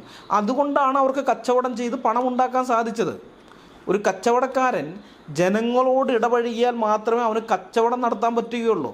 അതിനവിടുത്തെ ഭാഷയും സംസ്കാരവും സ്വായത്തമാക്കണം, അല്ലെങ്കിൽ നിങ്ങൾക്ക് കച്ചവടത്തിൽ വിജയിക്കാൻ പറ്റില്ല. ഇതറിയാൻ PhD എടുക്കേണ്ട ആവശ്യമൊന്നുമില്ല, കോമൺ സെൻസ് ഉണ്ടായാൽ മതി. നമ്മുടെ നാട്ടിലെ ചില ഹോട്ടലുകളിൽ സപ്ലയർ ഉത്തരേന്ത്യക്കാരായതുകൊണ്ട് ഹിന്ദി അറിയാത്ത ആളുകൾ ആ ഹോട്ടലുകളിൽ കയറാതിരിക്കുന്നത് എനിക്കറിയാം. അതുപോലെ മലയാളം അറിയാത്ത ഉത്തരേന്ത്യക്കാരായ മുടിവെട്ടുകാരുള്ള ബാർബർ ഷോപ്പുകളിൽ കയറാത്ത ആളുകളെയും ഹിന്ദി അറിയാത്ത ആളുകളെയും എനിക്കറിയാം. എന്നാൽ അതേ ആളുകൾ തന്നെ നന്നായി മലയാളം സംസാരിക്കുന്ന ഉത്തരേന്ത്യൻ സപ്ലയർമാരുള്ള ഹോട്ടലുകളിലും അല്ലെങ്കിൽ നന്നായി മലയാളം സംസാരിക്കുന്ന മുടിവെട്ടുകാരുള്ള ഈ ഉത്തരേന്ത്യക്കാരായ മുടിവെട്ടുകാരുള്ള ബാർബർ ഷോപ്പുകളിലൊക്കെ അവർ കയറുന്നുമുണ്ട്. ഇത് നമ്മൾ ലോക്കലിൽ നിന്ന് നിരീക്ഷിച്ചറിയാൻ പറ്റുന്ന കാര്യമാണ്. അതായത് നിങ്ങളൊരു സ്ഥാപനം തുടങ്ങി അത് വിജയിപ്പിക്കണമെങ്കിൽ ജനങ്ങളുമായിട്ട് ഇടപെടുന്ന ഒരു കാര്യമാണ് നിങ്ങൾ ചെയ്യുന്നതെങ്കിൽ നിങ്ങൾ ഭാഷ അറിഞ്ഞിരിക്കണം, നിങ്ങൾ ആ മുഖ്യധാരയിൽ ഉണ്ടായിരിക്കണം. അല്ലാണ്ട് ഒതുങ്ങിക്കൂടിക്കഴിഞ്ഞാൽ നിങ്ങൾക്ക് കച്ചവടത്തിൽ ജയിക്കാൻ പറ്റില്ല. ഇപ്പോൾ നിങ്ങളൊരു ഫാക്ടറി തൊഴിലാളിയാണ്, അല്ലെങ്കിൽ ഒരു കർഷക തൊഴിലാളിയാണ്, അല്ലെങ്കിൽ അതുപോലെയുള്ള ഏതെങ്കിലും ഒരു തൊഴിലാണ് നിങ്ങൾ ചെയ്യുന്നതെങ്കിൽ നിങ്ങൾക്ക് സമൂഹവുമായി അധികം ഇടപെട്ടില്ലെങ്കിലും കുഴപ്പമില്ല. നിങ്ങൾ രാവിലെ വീട്ടിൽ നിന്ന് ജോലിക്ക് പോകുന്നു, ഫാക്ടറിയിലേക്ക് പോകുന്നു, അവിടെ ജോലി ചെയ്യുന്നു, വൈകിട്ട് ജോലി കഴിഞ്ഞ് തിരിച്ച് വീട്ടിലേക്ക് വരുന്നു. സമൂഹത്തിൽ അധികം ഇടപെടാതെ നിങ്ങൾക്ക് ഒതുങ്ങി ജീവിക്കാം. എന്നാൽ നിങ്ങളൊരു കച്ചവടക്കാരനാണെങ്കിൽ, അല്ലെങ്കിൽ നിങ്ങളൊരു പണമിടപാട് സ്ഥാപനം നടത്തുന്ന ആളാണെങ്കിൽ, അല്ലെങ്കിൽ അതുപോലെ എന്തെങ്കിലുമൊക്കെ ആണെങ്കിൽ നിങ്ങൾക്ക് കസ്റ്റമേഴ്സ് ഉണ്ടെന്ന് വെച്ചോ. നിങ്ങൾ ഏതെങ്കിലും മുതലാളിയുടെ കീഴിൽ ജോലി ചെയ്ത് വൈകുന്നേരം അല്ലെങ്കിൽ മാസം അല്ലെങ്കിൽ ആഴ്ചയിലോ കൂലി വാങ്ങുന്ന ആളാണെങ്കിൽ വേറെ അതല്ല ഞാൻ പറഞ്ഞത്. നിങ്ങൾക്ക് കസ്റ്റമേഴ്സ് ഉണ്ടെങ്കിൽ, നിങ്ങൾ കസ്റ്റമേഴ്സുമായിട്ട് ഇടപെടേണ്ട തരത്തിലുള്ളൊരു തൊഴിലാണ് നിങ്ങൾ ചെയ്യുന്നതെങ്കിൽ സമൂഹത്തിൻ്റെ മുഖ്യധാരയിലേക്ക് വരാതെ വിജയിക്കാൻ നിങ്ങൾക്ക് പറ്റില്ല. യഹൂദൻ എവിടെ ചെന്നാലും കച്ചവടമായിരുന്നു അവൻ്റെ പ്രധാന വരുമാന മാർഗം. നമ്മുടെ കൊച്ചിയിൽ ജൂതതെരുവുള്ളത് നമുക്കറിയാം. കൊച്ചിയിലെ യഹൂദന്മാരുടെ കച്ചവട കേന്ദ്രമായിരുന്നു അത്. നമ്മളതിന് ജൂതത്തെരുവെന്ന് പേര് വിളിച്ചു. മറ്റ് രാജ്യങ്ങളിൽ യഹൂദന്മാരുടെ കച്ചവട കേന്ദ്രങ്ങൾക്ക് അവരങ്ങനെ പേര് വിളിച്ചില്ലെന്നേ ഉള്ളൂ, പക്ഷെ കച്ചവട കേന്ദ്രങ്ങൾ അവർക്ക് അവിടെ ഉണ്ടായിരുന്നു. അപ്പോൾ പിന്നെ അവർ മുഖ്യധാരയിലേക്ക് വരാതിരുന്നത് കൊണ്ടാണ് അവർ പീഡിപ്പിക്കപ്പെട്ടതെന്നുള്ള വാദം ആൻറ്റിസെമിറ്റിസത്തിൻ്റെ ആളുകൾ മുന്നോട്ട് വയ്ക്കുന്നതാണ്. അതെന്തിനാണ് അവരങ്ങനെ പറയുന്നതെന്ന് മനസ്സിലായോ? യഹൂദ കൂട്ടക്കൊലകൾക്കുള്ള ഒരു പരോക്ഷ ന്യായീകരണമാണത്. ഇവരുടെയൊക്കെ മുൻഗാമികൾ, ആൻറ്റിസെമിറ്റിസത്തിൻ്റെ ആൾക്കാരുണ്ടല്ലോ, മുൻഗാമികൾ, അവരിഷ്ടംപോലെ യഹൂദ കൂട്ടക്കൊലകൾ നടത്തിയിട്ടുണ്ട്. അത് പല കൂട്ടരുണ്ട്. ആൻറ്റിസെമിറ്റിസം ബാധിച്ച ഏതെങ്കിലും ഒരു പ്രത്യേക വിഭാഗമൊന്നുമല്ല. ക്രിസ്ത്യാനികൾ അതിനകത്തുണ്ട്, മുസ്ലിങ്ങളുണ്ട്, പിന്നെ ഈ നിരീശ്വരവാദികളായിരിക്കുന്നവർ അവരും ഉണ്ട്. കമ്മ്യൂണിസത്തിൻ്റെയൊക്കെ ആളുകൾ, കമ്മ്യൂണിസത്തിൻ്റെ നേതാക്കന്മാരൊക്കെ ആയിട്ട് യഹൂദന്മാരുണ്ടായിരുന്നു. ട്രോട്സ്കിയും മാർക്സും അങ്ങനെയൊക്കെയുള്ള കുറേ പേരുണ്ട്. പക്ഷേ എല്ലാവരുടെ ഉള്ളിലും ഈ യഹൂദ വിദ്വേഷം അല്ലെങ്കിൽ ആൻറ്റിസെമിറ്റിസം സാമാന്യം നല്ല തോതിൽ തന്നെ ഉണ്ടായിരുന്നു. അപ്പോൾ അങ്ങനെ ഇവർ നടത്തിയിട്ടുള്ള, ഇവരുടെ മുൻഗാമികൾ നടത്തിയിട്ടുള്ള ഈ യഹൂദ കൂട്ടക്കൊലകൾക്ക് ഒരു ന്യായീകരണം അവർ കണ്ടുപിടിക്കുകയാണ്. യഹൂദ മുഖ്യധാരയിലേക്ക് വരാതിരുന്നത് കൊണ്ടാണ് കൊല്ലപ്പെട്ടത് എന്ന് വെച്ചാൽ അവർ കൊല്ലപ്പെട്ടതിൻ്റെ ഉത്തരവാദി യഹൂദൻ തന്നെയാണ്, മറ്റാരുമല്ല. ചരിത്രത്തിലേക്ക് നാം നോക്കിയാൽ ആൻറ്റിസെമിറ്റിസം തലയ്ക്ക് പിടിച്ച ചില ഭരണാധികാരികൾ യഹൂദന്മാരെ സമൂഹത്തിൻ്റെ മുഖ്യധാരയിൽ നിന്ന് അകറ്റി നിർത്തിയിട്ടുള്ളത് നമുക്ക് കാണാം. അവരെ മാർജിനലൈസ് ചെയ്ത് ഗെറ്റോ എന്ന് വിളിക്കപ്പെടുന്ന ചേരി സമാനമായ പ്രദേശങ്ങളിലേക്ക് അവരെ കൂട്ടമായി ആട്ടിത്തെളിച്ചു കൊണ്ടുപോയി മുഖ്യധാരയിൽ നിന്ന് യഹൂദന്മാരെ അകറ്റി നിർത്തിയിട്ടുണ്ട്. അല്ലാതെ യഹൂദന്മാർ ഒരിക്കലും സ്വമേധയാ മുഖ്യധാരയിൽ നിന്ന് അകന്നു പോയിട്ടില്ല. അങ്ങനെ അകന്നു പോയിരുന്നെങ്കിൽ അവർക്കൊരിക്കലും കച്ചവടത്തിൽ വിജയം വരിക്കാൻ കഴിയുമായിരുന്നില്ല. അതുകൊണ്ട് തന്നെ ആൻറ്റിസെമിറ്റിസത്തിൻ്റെ വക്താക്കളായ PJ വിൻസെൻറ്റിനെ പോലെയുള്ളവർ പറയുന്ന ഇത്തരം വാദങ്ങൾ വെറും നുണയാണ് എന്ന് നാം ശരിക്കും അറിഞ്ഞിരിക്കേണ്ടതാണ്. മാത്രമല്ല അദ്ദേഹം പറയുന്നത് ഇപ്പോഴും യഹൂദന്മാർ അങ്ങനെ തന്നെയാണ് ജീവിക്കുന്നതെന്നാണ്. മുൻപ് മുഖ്യധാരയിൽ നിന്ന് അകന്ന് ജീവിച്ചിരുന്നു, ഇപ്പോഴും അങ്ങനെ തന്നെ ജീവിക്കുന്നത്. നമുക്ക് ആ ക്ലിപ്പ് ഒന്നുകൂടി കേട്ട് നോക്കാം. അതേസമയം ഈ യൂറോപ്പിലൊക്കെ ഈ ജൂതന്മാർക്കെതിരായിട്ടുള്ള ഒരു ശക്തമായ വികാരം ഉണ്ടാവാനുള്ള ഒരു പ്രധാനപ്പെട്ട കാരണം തന്നെ അവര് ഈ മുഖ്യധാരയിൽ നിന്ന് പലപ്പോഴും മാറി നിന്നിരുന്നു എന്നതുകൊണ്ടാണ്. അത് ഇപ്പോഴും നമുക്കത് കാണാൻ സാധിക്കും. യൂറോപ്പിലും അമേരിക്കയിലും ഓസ്ട്രേലിയയിലും ഒക്കെ താമസിക്കുന്ന മലയാളികളോട് നിങ്ങൾ ചോദിച്ചാൽ മതി, ഇദ്ദേഹം പറഞ്ഞത് നുണയാണ് എന്നവർ പറഞ്ഞു തരും. കാരണം അവിടെയുള്ള യഹൂദന്മാരെ അവർക്കൊക്കെ പരിചയമുണ്ട്. അവരുടെ കൂടെ വർക്ക് ചെയ്യുന്നവരും മറ്റൊക്കെ ആയിട്ടും മറ്റേതൊരു ആളുകളെയും പോലെ സാമൂഹിക ജീവികളായി സമൂഹത്തിൻ്റെ മുഖ്യധാരയിൽ തന്നെ നിൽക്കുന്ന ആളുകളാണ് ഈ യഹൂദന്മാർ എന്നുള്ളത് അവർക്കറിയാം. അവർ നിങ്ങളോട് പറഞ്ഞു തരും. നിങ്ങൾക്ക് നിങ്ങളുടെ പരിചയത്തിലുള്ള ആരെങ്കിലും ഇങ്ങനെ ഉണ്ടെങ്കിൽ, പാശ്ചാത്യ രാജ്യങ്ങളിലുണ്ടെങ്കിൽ അവരോട് ചോദിക്കുക, അവിടെയുള്ള യഹൂദന്മാർ എങ്ങനെയാണ്, അവർ അകന്ന് ഒറ്റപ്പെട്ട് ഉൾവലിഞ്ഞ് ഒരു ഗോത്രീയതയായിട്ട്, അതായത് ഇദ്ദേഹം ട്രൈബലിസം എന്നുള്ള വാക്ക് ഉപയോഗിക്കുന്നുണ്ട്, അവരുടെ ആ ഒരു ഇതിലേക്ക് അവർ ചുരുങ്ങി നിൽക്കുകയാണോ, അതല്ല മറ്റുള്ളവരെ പോലെ തന്നെ സമൂഹത്തിൻ്റെ മുഖ്യധാരയിൽ തന്നെയാണ് അവരുള്ളതെന്ന് ചോദിച്ചു നോക്ക്. അപ്പോൾ അവർ പറഞ്ഞു തരും നിങ്ങൾക്ക്. അവരാകെ വിവാഹത്തിൻ്റെ കാര്യത്തിൽ മാത്രമേ അങ്ങനെ ഒരു കാര്യം ചെയ്യുന്നുള്ളൂ. അതായത് അവരുടെ കൂട്ടത്തിൽ നിന്ന് മാത്രമേ അവർ സാധാരണഗതിയിൽ വിവാഹം കഴിക്കുകയുള്ളൂ. എന്നാൽ അങ്ങനെ അല്ലാതെ പുറമേ നിന്ന് കഴിക്കുന്നവരും ഇഷ്ടം പോലെ ഉണ്ട്. പക്ഷേ സാധാരണഗതിയിൽ വിവാഹത്തിൻ്റെ കാര്യത്തിൽ അങ്ങനെയാണ്. അതിപ്പോൾ അവർ മാത്രമല്ല, പാർസികൾ അങ്ങനെയാണ്. പാർസികൾ കെട്ടാൻ വേണ്ടി പാർസി വിവാഹത്തിൽ നിന്ന് ഒരു പെണ്ണിനെ കിട്ടിയില്ല എന്ന് വെച്ചാൽ വിവാഹം കഴിക്കാതെ അവിവാഹിതരായി മരണം വരെ കഴിയും എന്നുള്ളതല്ലാതെ അവർ വേറെ ഒരിടത്ത് നിന്ന് കിട്ടുകയില്ല. അതുപോലത്തെ ടീമാണ് പാർസികൾ. വേറെ ചില ആളുകളൊക്കെ ഉണ്ട്. ഇപ്പോൾ നമ്മുടെ കേരളത്തിൽ തന്നെ നാനായ കമ്മ്യൂണിറ്റി എന്ന് പറയുന്ന ഒന്നുണ്ട്. അവരവരുടെ കൂട്ടത്തിൽ നിന്ന് മാത്രമേ വിവാഹം കഴിക്കുകയുള്ളൂ. പക്ഷേ ആ ഒരു കാര്യത്തിൻ്റെ പേരിൽ പാർസികളെയോ അല്ലെങ്കിൽ നാനായക്കാരെയോ ഒന്നും ഇവർ സമൂഹത്തിൻ്റെ മുഖ്യധാരയിലേക്ക് വരാത്ത ആളുകളാണ്, തങ്ങളിൽ തന്നെ ഒതുങ്ങി ജീവിക്കുന്നവരാണെന്ന് ആരും പറയുകയില്ല. പക്ഷേ യഹൂദൻ്റെ കേസിൽ അങ്ങനെയല്ല. യഹൂദൻ്റെ കാര്യം വരുമ്പോൾ ഇവർ പറയും അവർ സമൂഹത്തിൻ്റെ മുഖ്യധാരയിലേക്ക് വരാതെ തങ്ങളിൽ തന്നെ ഒതുങ്ങി ജീവിക്കുന്നവരാണ്. ആകെ അങ്ങനെ പറയാനുള്ള ഒറ്റൊരു കാരണമേ ഉള്ളൂ, അവർ പുറമേ നിന്ന് വിവാഹം കഴിക്കുന്നില്ല, അവരുടെ കൂട്ടത്തിൽ നിന്ന് തന്നെ വിവാഹം കഴിക്കുന്നു. പുറമേ നിന്ന് കഴിക്കുന്നവരുണ്ടില്ലെന്നല്ല, പക്ഷേ പൊതുവെ അങ്ങനെ ചെയ്യുന്നു. ഈ ഒരൊറ്റ കേസ് മാത്രമേ പറയാനുള്ളൂ. അത് വെച്ചിട്ടാണ് ഇവർ പറയുന്നത്. ഇത് ആൻറ്റിസെമിറ്റിസത്തിൻ്റെ ആ ഒരു തള്ളലാണ്, പുറത്തേക്ക് ഉണ്ടല്ലോ, ആ വിഷം വമിക്കുന്നതാണിത്. പാശ്ചാത്യ ലോകത്തുള്ള യഹൂദന്മാർ ഇപ്പോഴും സമൂഹത്തിൻ്റെ മുഖ്യധാരയിലേക്ക് വരാതെ ജീവിക്കുന്നവരാണ് എന്ന മിസ്റ്റർ പി ജെ വിൻസെൻറ്റിൻ്റെ വ്യാജവാദത്തിൻ്റെ സത്യമറിയാൻ ഞാൻ നിങ്ങൾക്കൊരു വെബ്സൈറ്റ് കാണിച്ചു തരാം. ലോകത്തിലെ ഏറ്റവും വലിയ സിനിമ ഇൻഡസ്ട്രിയാണ് ഹോളിവുഡ് എന്നുള്ള കാര്യം നമുക്കറിയാമല്ലോ. ആ ഹോളിവുഡ് ഇൻഡസ്ട്രിയിലെ ജൂവിഷ് സെലിബ്രിറ്റികളുടെ ലിസ്റ്റാണ് ഈ കാണുന്നത്. ഹോളിവുഡിൽ നടന്മാരായിട്ടും നടിമാരായിട്ടും തിരക്കഥാകൃത്തുക്കളായിട്ടും സംവിധായകരായിട്ടും നിർമ്മാതാക്കളായിട്ടുമൊക്കെ നല്ലൊരു വിഭാഗം യഹൂദന്മാരുണ്ട്. ഇതെല്ലാം ഇന്ന് ജീവിച്ചിരിക്കുന്ന ആളുകൾ മാത്രമാണ്, യഹൂദന്മാരായ സെലിബ്രിറ്റികൾ, ഇന്ന് ജീവിച്ചിരിക്കുന്നവർ. മരിച്ചുപോയ ജൂവിഷ് സെലിബ്രിറ്റികളൊന്നും ഈ ലിസ്റ്റിലില്ല. അതും കൂടി വരുന്ന സമയത്ത് ഈ ലിസ്റ്റ് നമ്മൾ വിചാരിക്കുന്നതിനേക്കാളും ഭയങ്കരമായിട്ട് വലുതാകും. ഹോളിവുഡിൽ ഭാഗ്യം പരീക്ഷിക്കാൻ പോകുന്ന 10,000-ൽ ഒരെണ്ണമൊക്കെയാണ് രക്ഷപ്പെട്ടു പോകുന്നത്. ഇവരൊക്കെ ഈ ലിസ്റ്റിലുള്ള ആളുകളൊക്കെ ഹോളിവുഡിൽ വിജയിച്ച യഹൂദന്മാരാണ്. അപ്പോൾ അവിടെ ഭാഗ്യം പരീക്ഷിച്ച് പരാജയപ്പെട്ട ദശലക്ഷക്കണക്കിന് യഹൂദന്മാർ വേറെ കാണും. ഹോളിവുഡിൽ നിന്നുള്ള സെലിബ്രിറ്റികളുടെ ലിസ്റ്റ് ഞാൻ എടുത്തുകൊണ്ടുവന്നത് വേറെ ഒന്നും കൊണ്ടല്ല. ഹോളിവുഡ് സെലിബ്രിറ്റി എന്ന് പറഞ്ഞാൽ അവർ പ്രശസ്തിയുടെ വെള്ളി വെളിച്ചത്തിലാണ് ജീവിക്കുന്നത് എന്നുള്ളത് നമുക്കറിയാം. പാപ്പരാസികൾ ഇവരെയൊക്കെ വിടാതെ പിന്തുടരുന്നുണ്ട്. ഒരു സ്വകാര്യ ജീവിതം നമ്മളൊക്കെ നയിക്കുന്നത് പോലെയുള്ള ഒരു സ്വകാര്യ ജീവിതം ഇവർക്ക് മാത്രമല്ല ഇവരുടെ മക്കൾക്ക് വരെ ഉണ്ടാവുകയില്ല. അവരൊക്കെ എപ്പോഴും ക്യാമറ കണ്ണുകളുടെ ആ നിരീക്ഷണത്തിലായിരിക്കും. പാപ്പരാസികൾ ഇവരെ വിടാതെ പിന്തുടരുന്നുണ്ട്. സമൂഹത്തിൻ്റെ മുഖ്യധാരയിൽ നിന്ന് അകന്ന് ഉൾവലിഞ്ഞ് ജീവിക്കാൻ ആഗ്രഹിക്കുന്ന ഒരാളും സിനിമാ ഫീൽഡിലേക്ക് വരികയേയില്ല. കാരണം ഇതിലേക്ക് വന്നു കഴിഞ്ഞാൽ അവനറിയാം അവൻ്റെ സ്വകാര്യത എന്നേക്കുമായി നഷ്ടപ്പെടും. പക്ഷേ യഹൂദന്മാരിൽ നിന്ന് ഇത്രയധികം ആൾക്കാർ വന്നിരിക്കുന്നു. ഇത് സിനിമയുടെ കാര്യം മാത്രം. മ്യൂസിക്കിൻ്റെ മേഖലയിലുള്ള യഹൂദന്മാരുടെ ലിസ്റ്റ് വേറെ കാണും. ഡാൻസിൻ്റെ മേഖലയിലുള്ള യഹൂദന്മാരുടെ ലിസ്റ്റ് വേറെയുണ്ട്. അമേരിക്കയിലും യൂറോപ്പിലുമുള്ള എൻ്റർടൈൻമെൻറ്റ് ഇൻഡസ്ട്രിയിൽ യഹൂദന്മാർക്കുള്ള ഇൻഫ്ലുവൻസ് അത് വളരെ അധികമാണ്. പലയിടത്തും അവരാണ് അതിനെ നിയന്ത്രിക്കുന്നത്. സമൂഹത്തിൻ്റെ മുഖ്യധാരയിൽ ഒരു സെലിബ്രിറ്റിയായി എല്ലാവരുടെയും ശ്രദ്ധാകേന്ദ്രമായി ജീവിക്കാൻ അവർ ആഗ്രഹിക്കുന്നു. അതുകൊണ്ടാണ് അവർ ആ മേഖല തിരഞ്ഞെടുക്കുന്നത്. മനസ്സിലായോ? എന്നിട്ടും ആൻറ്റിസെമിറ്റിസം മൂത്ത് കണ്ണ് കാണാതായ ടീംസ് കേരളത്തിലിരുന്നു കൊണ്ട് പറയുക യൂറോപ്പിലും മറ്റു സമൂഹത്തിൻ്റെ മുഖ്യധാരയിലേക്ക് വരാതിരുന്നത് കൊണ്ടാണ് യഹൂദന്മാർ ആക്രമിക്കപ്പെട്ടത്, ഇന്നും അവർ മുഖ്യധാരയിലേക്ക് വരാതെ മാറി നിൽക്കുകയാണെന്ന്.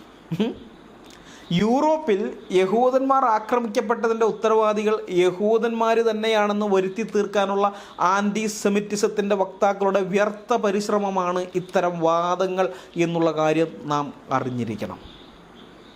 പിന്നെ ഇദ്ദേഹം പറയുന്നത് എന്താണ്?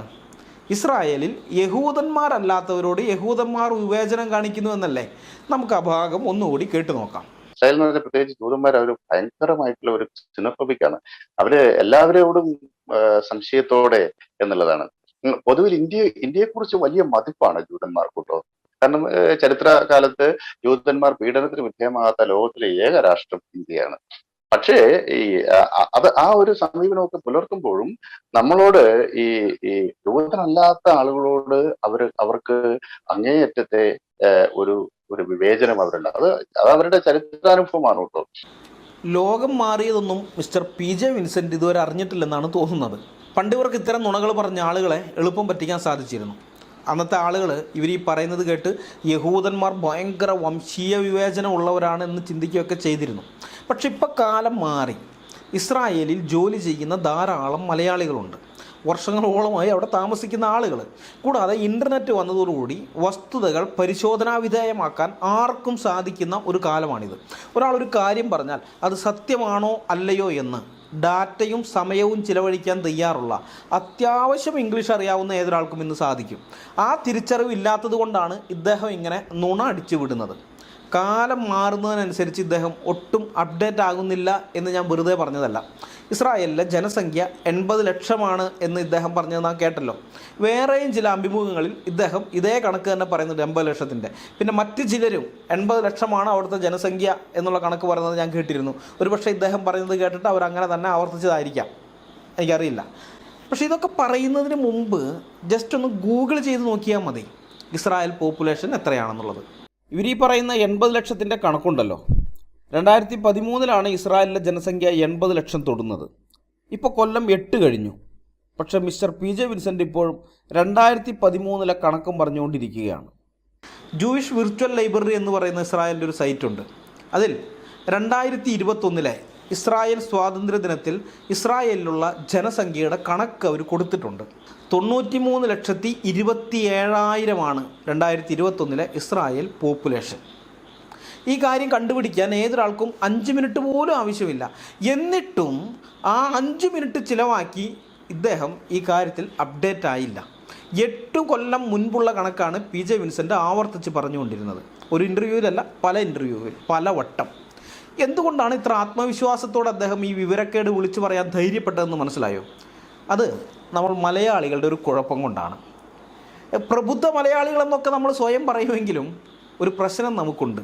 പേരിന് മുമ്പിൽ ഡോ എന്ന മുഖപ്പട്ടയോ, ഡോ എന്ന് പറഞ്ഞ് എഡോ എന്നുള്ള അർത്ഥത്തിൽ വിളിച്ചതല്ല, ഡോക്ടർ എന്നുള്ളതിൻ്റെ ചുരുക്കപ്പേരായിട്ട് വയ്ക്കുമല്ലോ ഡോ എന്ന്. അങ്ങനെ ആ ഡോ എന്നുള്ളൊരു മുഖപ്പട്ടയോ അല്ലെങ്കിൽ പേരിന് പുറകിൽ PhD എന്ന വാലോ ഉള്ള ഏതൊരാളും എന്ത് വിവരക്കേട് വിളിച്ചു പറഞ്ഞാലും പ്രബുദ്ധ മലയാളികൾ അത് തൊണ്ട തൊടാതെ വിഴുങ്ങിക്കോളും. ഇവർ പറഞ്ഞത് സത്യമാണോ അത് നുണയാണോ എന്ന് ക്രോസ് ചെക്ക് ചെയ്ത് നോക്കുന്ന ശീലം മലയാളിക്കില്ല. കണ്ണു മടച്ചതങ്ങ് വിശ്വസിക്കുകയാണ്. വിശ്വസിക്കുക മാത്രമല്ല, അത് പിന്നെ എല്ലായിടത്തും കൊണ്ടുപോയി പ്രചരിപ്പിക്കുകയും ചെയ്യും. അങ്ങനെ കുറേ ആളുകളുള്ളതുകൊണ്ട് ഇക്കൂട്ടർക്ക് എന്ത് നുണയും പറയാം, എന്ത് വിവരക്കേടും എഴുന്നള്ളിക്കാം, ഒരു കുഴപ്പവുമില്ല. പേരിന് മുമ്പിൽ ഡോ ഉണ്ടായാൽ മതി, അല്ലെങ്കിൽ പേരിന് പുറകിൽ PhD എന്നുണ്ടായാൽ മതി, ഒരു കുഴപ്പമില്ല. ആളുകളത് വിശ്വസിച്ചോളും. എന്ത് വിവരക്കേട് വിളിച്ചു പറഞ്ഞാലും. ഈ തിരിച്ചറിവ് ഇവർക്കും ഉണ്ട്. ഈ പേരിന് മുമ്പിൽ ഡോ വെച്ച് നടക്കുന്ന അല്ലെങ്കിൽ പേരിന് പുറകിൽ PhD എന്നൊക്കെ വെച്ചുകൊണ്ട് നടക്കുന്ന ഈ ടീംസിനും ഈ തിരിച്ചറിവുണ്ട്. ഇനി കുഴപ്പമില്ല, ഞങ്ങൾക്ക് എന്തും പറയാനുള്ള ലൈസൻസ് കിട്ടിയിരിക്കുന്നു. പലരും അങ്ങനെയാണ് ഈ ഡോക്ടറേറ്റ് അവരതിനെ കാണുന്നത്. ഇനി എനിക്ക് എന്തും പറയാം, അതിനുള്ള ലൈസൻസ് എനിക്ക് കിട്ടിയെന്നാണ് പലരും ചിന്തിക്കുന്നത്. ആ വിധത്തിലാണ് ഇവർ സംസാരിക്കുന്നത്. എത്രയോ പേര് മണ്ടത്തരങ്ങൾ, വിവരക്കേടുകൾ വിളിച്ചു പറയുന്നത് ഞാൻ കേട്ടു. എത്രയോ പേര്. ഇത് എനിക്കറിയാത്ത വിഷയത്തിൽ ഇവർ സംസാരിക്കുമ്പോൾ എനിക്കറിയില്ല, ഞാൻ വിചാരിക്കുന്നത് ശരിയാണെന്ന്. പക്ഷേ എനിക്കറിയാവുന്ന വിഷയത്തിൽ ഇവർ കാര്യങ്ങൾ പറയുമ്പോൾ എനിക്ക് കൃത്യമായിട്ട് മനസ്സിലാവും ഇവർ ഈ പറയുന്നത് തെറ്റാണ്, ഇവർ ഈ പറയുന്നത് തെറ്റാണ്, ഇവിടെ ഈ പറഞ്ഞിരിക്കുന്നത് ഇത് വസ്തുതകൾ വളച്ചൊടിച്ചതാണ്. കാരണം ആ വിഷയം ഞാൻ പഠിച്ചിട്ടുണ്ട്, അതുകൊണ്ടാണ് എനിക്കത് മനസ്സിലാകുന്നത്. പക്ഷേ ഞാൻ പഠിക്കാത്ത വിഷയങ്ങളിൽ ഇവർ സംസാരിക്കുമ്പോൾ, ആദ്യകാലത്തൊക്കെ ഞാൻ ഇവരുടെ വാക്കുകൾക്ക് വില കൊടുത്തിരുന്നു. ഇവർ സംസാരിക്കുമ്പോൾ അത് ശരിയാണെന്ന് തന്നെ വിശ്വസിക്കുമായിരുന്നു. ഇപ്പം ഞാൻ പൊതുവേ ഇവരുടെ ഒന്നും പ്രസംഗം കേൾക്കാൻ നിൽക്കാറില്ല. ഈ PJ വിൻസെൻ്റിൻ്റെ പ്രസംഗം എനിക്ക് 2017 ഒരാൾ അയച്ചു തന്നാണ്. 2017 ഞങ്ങൾ ഇസ്രായേലിനെ സംബന്ധിച്ച് 2 പ്രഭാഷണങ്ങൾ നടത്തിയിരുന്നു, എറണാകുളത്തും തിരുവനന്തപുരത്തുമായിട്ട്. എറണാകുളത്ത് ഒരു 3 മണിക്കൂറും തിരുവനന്തപുരത്ത് 2 മണിക്കൂറിലധികമായിട്ട് ദീർഘമായിട്ടുള്ള പ്രഭാഷണങ്ങൾ നടത്തിയിരുന്നു. അപ്പോൾ ആ സമയത്ത് തന്നെ ഒരാൾ എനിക്ക് PJ വിൻസെൻറ്റിൻ്റെ ഒരു ക്ലിപ്പ് അയച്ചു തന്നു. ഞാനതൊന്ന് കേട്ടു. അരമണിക്കൂറിൽ മേലെയുള്ളൊരു പ്രസംഗമാണ്. ഞാനതൊന്ന് കേട്ടിട്ട് 5 മിനിറ്റ് കേട്ട് കഴിഞ്ഞപ്പോഴേക്കും ഞാനത് ഓഫാക്കി. ഞാൻ ഇതുവരെ അത് പൂർണ്ണമായിട്ട് കേട്ടിട്ടില്ല. കാരണം എന്ന് വെച്ചാൽ ഒരു റെഫറൻസ് പോലും അദ്ദേഹം പറയുന്നില്ല. അതൊന്നാമത്തെ കാര്യം. രണ്ടാമത്, ഇദ്ദേഹം പറയുന്നത് മുഴുവനും വസ്തുതാവിരുദ്ധമായ കാര്യമാണ്. ഇവിടെയുള്ള ആളുകളെ, മുസ്ലിങ്ങളെയും ഇടതുപക്ഷക്കാരെയും സൂചിപ്പിക്കാൻ വേണ്ടിയുള്ള കാര്യങ്ങൾ മാത്രമാണ് പറയുന്നത്. അത് മനസ്സിലായി കഴിഞ്ഞപ്പോൾ എൻ്റെ സമയം കളയണ്ടെന്ന് കരുതി ഞാനത് ഓഫ് ചെയ്ത് വെച്ചു. എന്നിട്ട് പലരും എന്നോട് പറഞ്ഞു ഇതിന് മറുപടി പറയണമെന്ന് പറഞ്ഞു. ഞാൻ പറഞ്ഞു ഇതിന് എന്ത് മറുപടി പറയാനാണ്? ഒരു കഥയുമില്ലാതെ ഇങ്ങനെ വിളിച്ചു പറയുന്നു, ഒരു റെഫറൻസ് പോലും നൽകാതെ ആളുകളെ രസിപ്പിക്കാൻ വേണ്ടി അവർക്ക് കർണരസമാകുമാർ കാര്യങ്ങൾ ഇങ്ങനെ പറയുന്ന ഒരാളെ എന്തുവെന്ന് പറഞ്ഞ് ഖണ്ഡിക്കാനെന്നും പറഞ്ഞ് ഞാൻ അന്ന് വിട്ടതാണത്. പിന്നെ ഇപ്പോൾ ഇതിൻ്റെ ആവശ്യം വന്നപ്പോൾ വീണ്ടും അത് ഞാനിപ്പോഴും കേട്ടിട്ടില്ല. ഇപ്പോൾ ഈ ഇൻ്റർവ്യൂ ഇപ്പോഴത്തെ ഇതോട് ബന്ധപ്പെട്ട് വന്നതാണ് ഞാൻ കേട്ടിട്ടുള്ളത്. ഞാനിത് 2017 ചെയ്തിട്ടുള്ളത് കൊണ്ട് തന്നെ സാക്ഷിയിലെ സഹോദരന്മാരനോട് പറഞ്ഞു, അല്ലേ പെട്ടെന്ന് തന്നെ ഇതിന് മറുപടി പറയണം, എത്രയും പെട്ടെന്ന് ഇത് ചെയ്യണം എന്ന് പറഞ്ഞു കഴിഞ്ഞപ്പോൾ ഞാൻ പറഞ്ഞു എനിക്ക് അങ്ങനെ പെട്ടെന്ന് ചെയ്യാൻ പറ്റുകയില്ല, എനിക്ക് സമയം വേണം. എൻ്റെ കയ്യിൽ ഡാറ്റ ഇല്ലാഞ്ഞിട്ടൊന്നുമല്ല. 2017 വരേക്കും ഞങ്ങൾ കുറേ ചർച്ച ഈ വിഷയത്തിൽ ഫേസ്ബുക്കിലൊക്കെ നടത്തിയിട്ടുണ്ട്. അതിന് ശേഷം പിന്നെ ആരും ഇതിനെപ്പറ്റി അധികം പറഞ്ഞു വരാറില്ല. ഈ 2 പ്രസംഗങ്ങൾ കഴിഞ്ഞതിന് ശേഷം ആരെങ്കിലുമൊക്കെ പറഞ്ഞു വരുമ്പോൾ നമ്മൾ ഇതിൻ്റെ ലിങ്ക് കൊടുക്കും, കേട്ട് നോക്കിയിട്ട് എന്തെങ്കിലും എതിരുണ്ടെങ്കിൽ പറയുമെന്ന് പറഞ്ഞിട്ട് പിന്നെ അങ്ങനെ പറയാറില്ല. അതുകൊണ്ട് 2017 ശേഷം സത്യം പറഞ്ഞു കഴിഞ്ഞാൽ ഈ വിഷയത്തിൽ ഞാൻ അധികം ചർച്ചകൾ നടത്തിയിട്ടില്ല. അതുകൊണ്ട് ഞാൻ ഈ വിഷയത്തിൽ അത്ര അപ്ഡേറ്റ് ആയിരുന്നില്ല. കാരണം 2017 ശേഷം ഇപ്പോൾ 2021 ആയല്ലോ, 4 കൊല്ലത്തിനുള്ളിൽ ഇസ്രായേലിൽ നടന്ന പല കാര്യങ്ങളെക്കുറിച്ച് ഞാൻ ശരിയായിട്ട് പഠിച്ചിട്ടില്ല. അതുകൊണ്ട് ഞാൻ പറഞ്ഞു എനിക്ക് പറ്റിയല്ല, എനിക്ക് സമയം വേണം, എനിക്കൊന്ന് റിസർച്ച് ചെയ്യണം. ഈ 4 വർഷത്തിനിടയിലുള്ള മാറ്റങ്ങൾ എന്തൊക്കെ വന്നിരിക്കുന്നു എന്നുള്ള കാര്യങ്ങൾ കൂടി, അല്ലെങ്കിൽ മുമ്പുണ്ടായത് ചിലപ്പോൾ മാറിയിട്ടുണ്ടാവും. അന്ന് പല കാര്യങ്ങളും ഞാൻ ഇന്ന് ഇസ്രായേലിൽ ഇങ്ങനെയുണ്ടെന്നൊക്കെ ഞാൻ പറഞ്ഞിരുന്നു. പക്ഷേ അത് ഇപ്പോൾ മാറിയിട്ടുണ്ടാവും. അപ്പോൾ അതനുസരിച്ച് അല്ലാണ്ട് ആ പഴയത് തന്നെ പറഞ്ഞുകൊണ്ടിരുന്നാൽ ശരിയാവില്ല എന്നും പറഞ്ഞിട്ടാണ് ഞാൻ സമയം എനിക്ക് നീട്ടി കിട്ടണം എന്ന് പറഞ്ഞ് ഇത്രയും ദീർഘിപ്പിച്ചത്. അതല്ല ഇവർ പറയുന്നത് പോലെ കഥ പറയാനായിരുന്നെങ്കിൽ എനിക്ക് അന്ന് തന്നെ വീഡിയോ ഇറക്കാൻ പറ്റുമായിരുന്നു. പക്ഷേ അത് ശരിയല്ല. എന്നെ കേൾക്കാനിരിക്കുന്ന നിങ്ങളോട് എനിക്കൊരു ധാർമ്മിക ബാധ്യതയുണ്ട് എന്ന് വിശ്വസിക്കുന്ന ആളാണ് ഞാൻ 10ാം ക്ലാസ് പൂർത്തിയാക്കാത്ത ആളാണ്. അത് ഞാൻ പലയിടത്തും പറഞ്ഞിട്ടുള്ളതാണ്. അത് പറയുന്നതിൽ എനിക്കൊരു നാണക്കേട് ഇതുവരെ തോന്നിയിട്ടില്ല. എൻ്റെ അന്നത്തെ ചുറ്റുപാടുകൾ കൊണ്ട് എനിക്ക് വിദ്യാഭ്യാസം പൂർത്തീകരിക്കാൻ പറ്റില്ല. 10ാം ക്ലാസ് പകുതിക്ക് വെച്ച് ഞാൻ നിർത്തിപ്പോയി. പിന്നെ അത് പഠിക്കാനുള്ള അവസരം എനിക്ക് കിട്ടിയില്ല, ഞാനത് വിട്ടു. ഇവരൊക്കെ PhD ഉള്ള ടീമുകളാണ്. പക്ഷേ ഇവിടെ PhD അല്ലെങ്കിൽ മറ്റ് അക്കാദമിക് യോഗ്യതയൊന്നും അല്ല വിഷയം. ഇൻ്റലക്ച്വൽ ഹോണസ്റ്റി എന്ന് പറയുന്നൊരു സാധനമുണ്ട്, ഭൗതിക സത്യസന്ധത. നമ്മളെ കേൾക്കാനിരിക്കുന്ന ആൾക്കാരോട് നമുക്കുള്ള ആ ഒരു ധാർമ്മിക ബാധ്യതയുണ്ടല്ലോ, ആ ധാർമ്മിക ബാധ്യതയെക്കുറിച്ചുള്ള തിരിച്ചറിവ്. അതായത് ആളുകൾ അവരുടെ സമയം കളഞ്ഞ് അവരുടെ ഡാറ്റ ചിലവാക്കി ഞാൻ പറയുന്നത് കേൾക്കാനിരിക്കുന്നു. അപ്പോൾ എനിക്ക് അറിവില്ലാത്ത കാര്യത്തെക്കുറിച്ച് ഞാൻ അവരോട് പറഞ്ഞ് അവരെ മിസ്ഗൈഡ് ചെയ്യരുത്. എനിക്ക് കൃത്യമായി ഉറപ്പില്ലാത്ത കാര്യം ഞാൻ അവരോട് പറഞ്ഞ് തെറ്റായ ഇൻഫർമേഷൻ അവരിലേക്ക് കൊടുക്കരുത്. വേണമെങ്കിൽ പറയാതിരിക്കാം, അതിൽ പ്രശ്നമൊന്നുമില്ല. പക്ഷെ പറയുന്നുണ്ടെങ്കിൽ അത് ശരിയായ ഇൻഫർമേഷൻ ആയിരിക്കണം. അതാണ് ഇൻ്റലക്ച്വൽ ഹോണസ്റ്റി എന്ന് പറയുന്നത്. ആ സാധനം ഇവരെയൊന്നും തൊട്ട് തെറിപ്പിച്ചിട്ടില്ല, ഇവർക്ക് ആർക്കും ഇല്ല. വിഷയം മാറിപ്പോയി. ഞാൻ പറഞ്ഞു വന്ന വിഷയത്തിലേക്ക് വരാം. ഈ പേരിന് മുമ്പിൽ ഡോ എന്നുള്ളത് കിട്ടിക്കഴിഞ്ഞാൽ പിന്നെ എന്തും വിളിച്ചു പറയാനുള്ള ലൈസൻസ് കിട്ടി എന്നുള്ള ആ ഒരു വിശ്വാസത്തിൽ ജീവിക്കുന്നവരാണ് ഇവർ. ഞങ്ങളത് പറഞ്ഞു കഴിഞ്ഞാൽ ആരും ചോദ്യം ചെയ്യാൻ വരികയില്ല, കണ്ണു അടച്ച് വിശ്വസിച്ചോളും എന്നുള്ള ആ ഒരു തിരിച്ചറിവിൻ്റെ പുറത്താണ് PJ വിൻസെൻ്റ് ഇസ്രായേലിൽ യഹൂദന്മാരല്ലാത്തവരോട് യഹൂദന്മാർ വിവേചനം കാണിക്കുന്നു എന്ന നുണ അടിച്ചുവിട്ടത്. ഇസ്രായേലിൽ ജോലി ചെയ്യുന്ന നിങ്ങൾക്ക് പരിചയമുള്ള ആരെങ്കിലും ഉണ്ടെങ്കിൽ അവരോടൊന്ന് അന്വേഷിച്ച് നോക്ക്. ഇന്നത്തെ കാലത്ത് ഈ പരിചയം എന്ന് പറയുമ്പോൾ നമ്മുടെ അയൽവക്കക്കാരനോ അല്ലെങ്കിൽ പരിചിത വലയൊന്നും വേണ്ട. ഫേസ്ബുക്ക് വലിയൊരു സാധ്യതയാണ്. ഫേസ്ബുക്കിൽ ഇസ്രായേലിൽ ജോലി ചെയ്യുന്ന ആളുകൾ ആരെങ്കിലും, ഞാൻ ആരുടെയും പേരൊന്നും പറയുന്നില്ല, എനിക്ക് എൻ്റെ ഫ്രണ്ട് ലിസ്റ്റിൽ കുറേ പേരുണ്ട്. നിങ്ങളും അങ്ങനെ അന്വേഷിച്ച് നോക്കിയിട്ട് ആരെങ്കിലുമൊക്കെ നിങ്ങൾ കണ്ടെത്തിയിട്ട് അവരോട് ചോദിച്ചു നോക്ക്.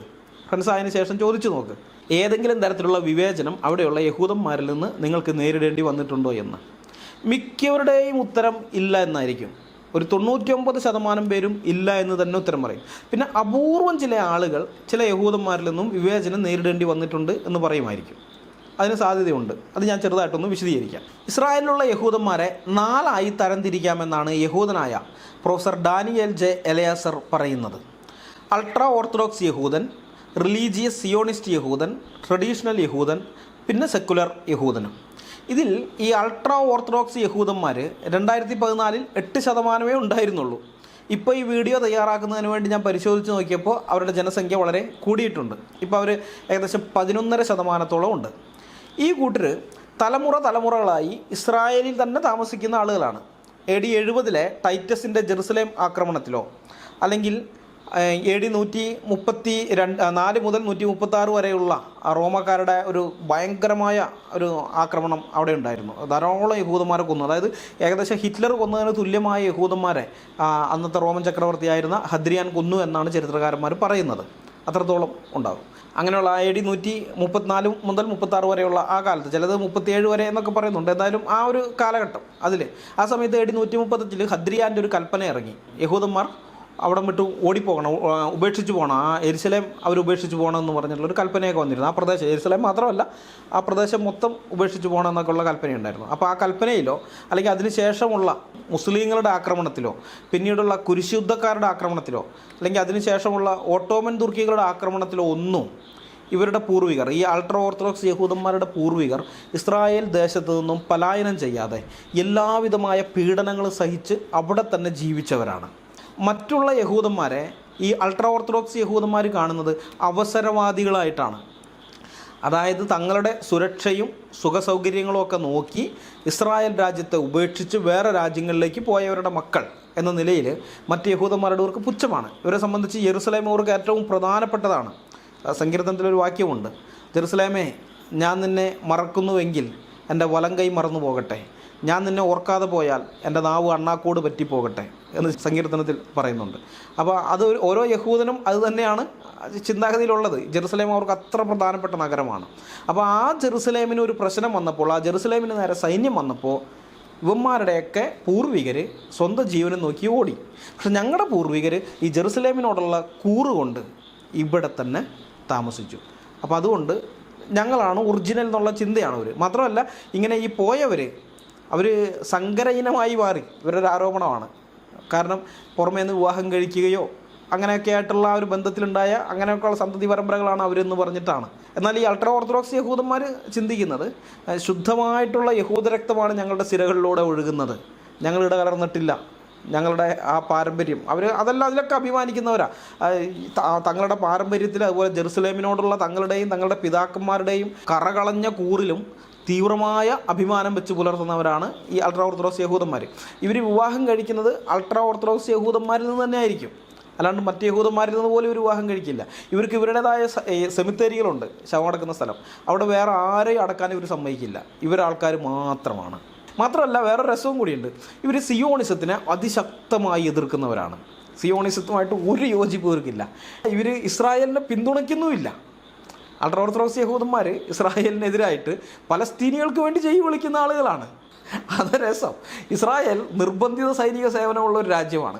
18 വയസ്സ് പൂർത്തിയായ അംഗവൈകല്യങ്ങളില്ലാത്ത ഏതൊരു ഇസ്രായേലി പൗരനും 2 വർഷവും 8 മാസവും സൈനിക സേവനം ചെയ്യണം. അത് സ്ത്രീ ആണെന്നുണ്ടെങ്കിൽ 2 കൊല്ലം മതി, ആണുങ്ങളാണെങ്കിൽ 2 കൊല്ലവും 8 മാസവും. അപ്പോൾ ഈ അൾട്രാ ഓർത്തഡോക്സ് യഹൂദന്മാർക്ക് സൈന്യത്തിൽ ചേരാൻ മടിയാണ്. അവർ പറഞ്ഞു അതിനേക്കാളും ഭേദം ഞങ്ങൾ ജയിലിൽ പോകാമെന്നാണ്, എന്നാലും ഞങ്ങൾ സൈനിക സേവനം ചെയ്യില്ല. ഇവർ ഇസ്രായേൽ രാഷ്ട്രത്തിനകത്ത് താമസിക്കുന്നവരാണ്. ആ രാഷ്ട്രം നൽകുന്ന എല്ലാ സുഖസൗകര്യങ്ങളും സുരക്ഷയും ഒക്കെ ഇവർ അനുഭവിക്കുന്നവരാണ്. എന്നാൽ ഇസ്രായേൽ രാഷ്ട്രത്തെ ഇവർ അംഗീകരിക്കുന്നില്ല. ഇവർ പറയും ഇസ്രായേൽ രാഷ്ട്രം ശരിയല്ല, അത് മറ്റവർക്ക് കൊടുക്കണം, പലസ്തീനികൾക്ക് കൊടുക്കണം എന്നുള്ളതാണ്. അപ്പോൾ അതിൻ്റെ കാരണം എന്താണെന്ന് വെച്ചാൽ ഇവന്മാരുടെ മതഭ്രാന്താണ്. അവരുടെ വിശ്വാസം, അവർ പറയുന്നത് രാജ്യം സ്ഥാപിക്കാനുള്ള അധികാരം മശിഹയ്ക്കാണ്, അല്ലാതെ സിയോണിസ്റ്റുകൾക്കല്ല എന്നാണ് ഇവർ വിശ്വസിക്കുന്നത്. മശിഹ വരുമ്പോൾ രാജ്യം സ്ഥാപിച്ചോളൂ. ഇവരുടെ വിശ്വാസം അനുസരിച്ച് മശിഹ ഇതുവരെ വന്നിട്ടില്ല, യേശുവിനെ ഒരു മശിഹയായിട്ട് അംഗീകരിക്കുന്നില്ല. അപ്പോൾ മശിഹ വരുമ്പോൾ രാജ്യം സ്ഥാപിച്ചോളൂ, നിങ്ങൾ രാജ്യം സ്ഥാപിക്കാൻ നിൽക്കേണ്ടതാണ് ഇവർ സിയോണിസ്റ്റുകളോട് പറയുന്നത്. കടുത്ത വംശബോധവുമായി നടക്കുന്നവരാണ് ഈ കൂട്ടർ. അതുകൊണ്ടാണ് ഇവർ മറ്റ് യഹൂദന്മാരെ പോലും അംഗീകരിക്കാത്തത്. അപ്പോൾ ഇവർ പൊതുവേ നിരുപദ്രവകാരികളാണെങ്കിലും ഇങ്ങനെ ഇസ്രായേലിനകത്ത് ജെറുസലേമിൽ വരെ ഇവർ പലസ്തീന് വേണ്ടി ജയ് വിളിച്ചുകൊണ്ട് പലസ്തീൻ പതാകയൊക്കെ പിടിച്ച് ഇവർ സമരമൊക്കെ നടത്തും. ഇങ്ങനെയൊക്കെ ചെയ്യുന്നുണ്ടെങ്കിലും പൊതുവെ ആരെ ഉപദ്രവിക്കാനോ ഒന്നിനും പോവില്ല. അവരുടെ വിശ്വാസമായി അവർ ഉൾവലിഞ്ഞ് ജീവിക്കുന്നവരാണ്. അവരെക്കുറിച്ച് നമ്മൾ നോക്കിക്കഴിഞ്ഞാൽ ശരിയാണ്, അവർ ആ ഒരു ടൈപ്പാണത്.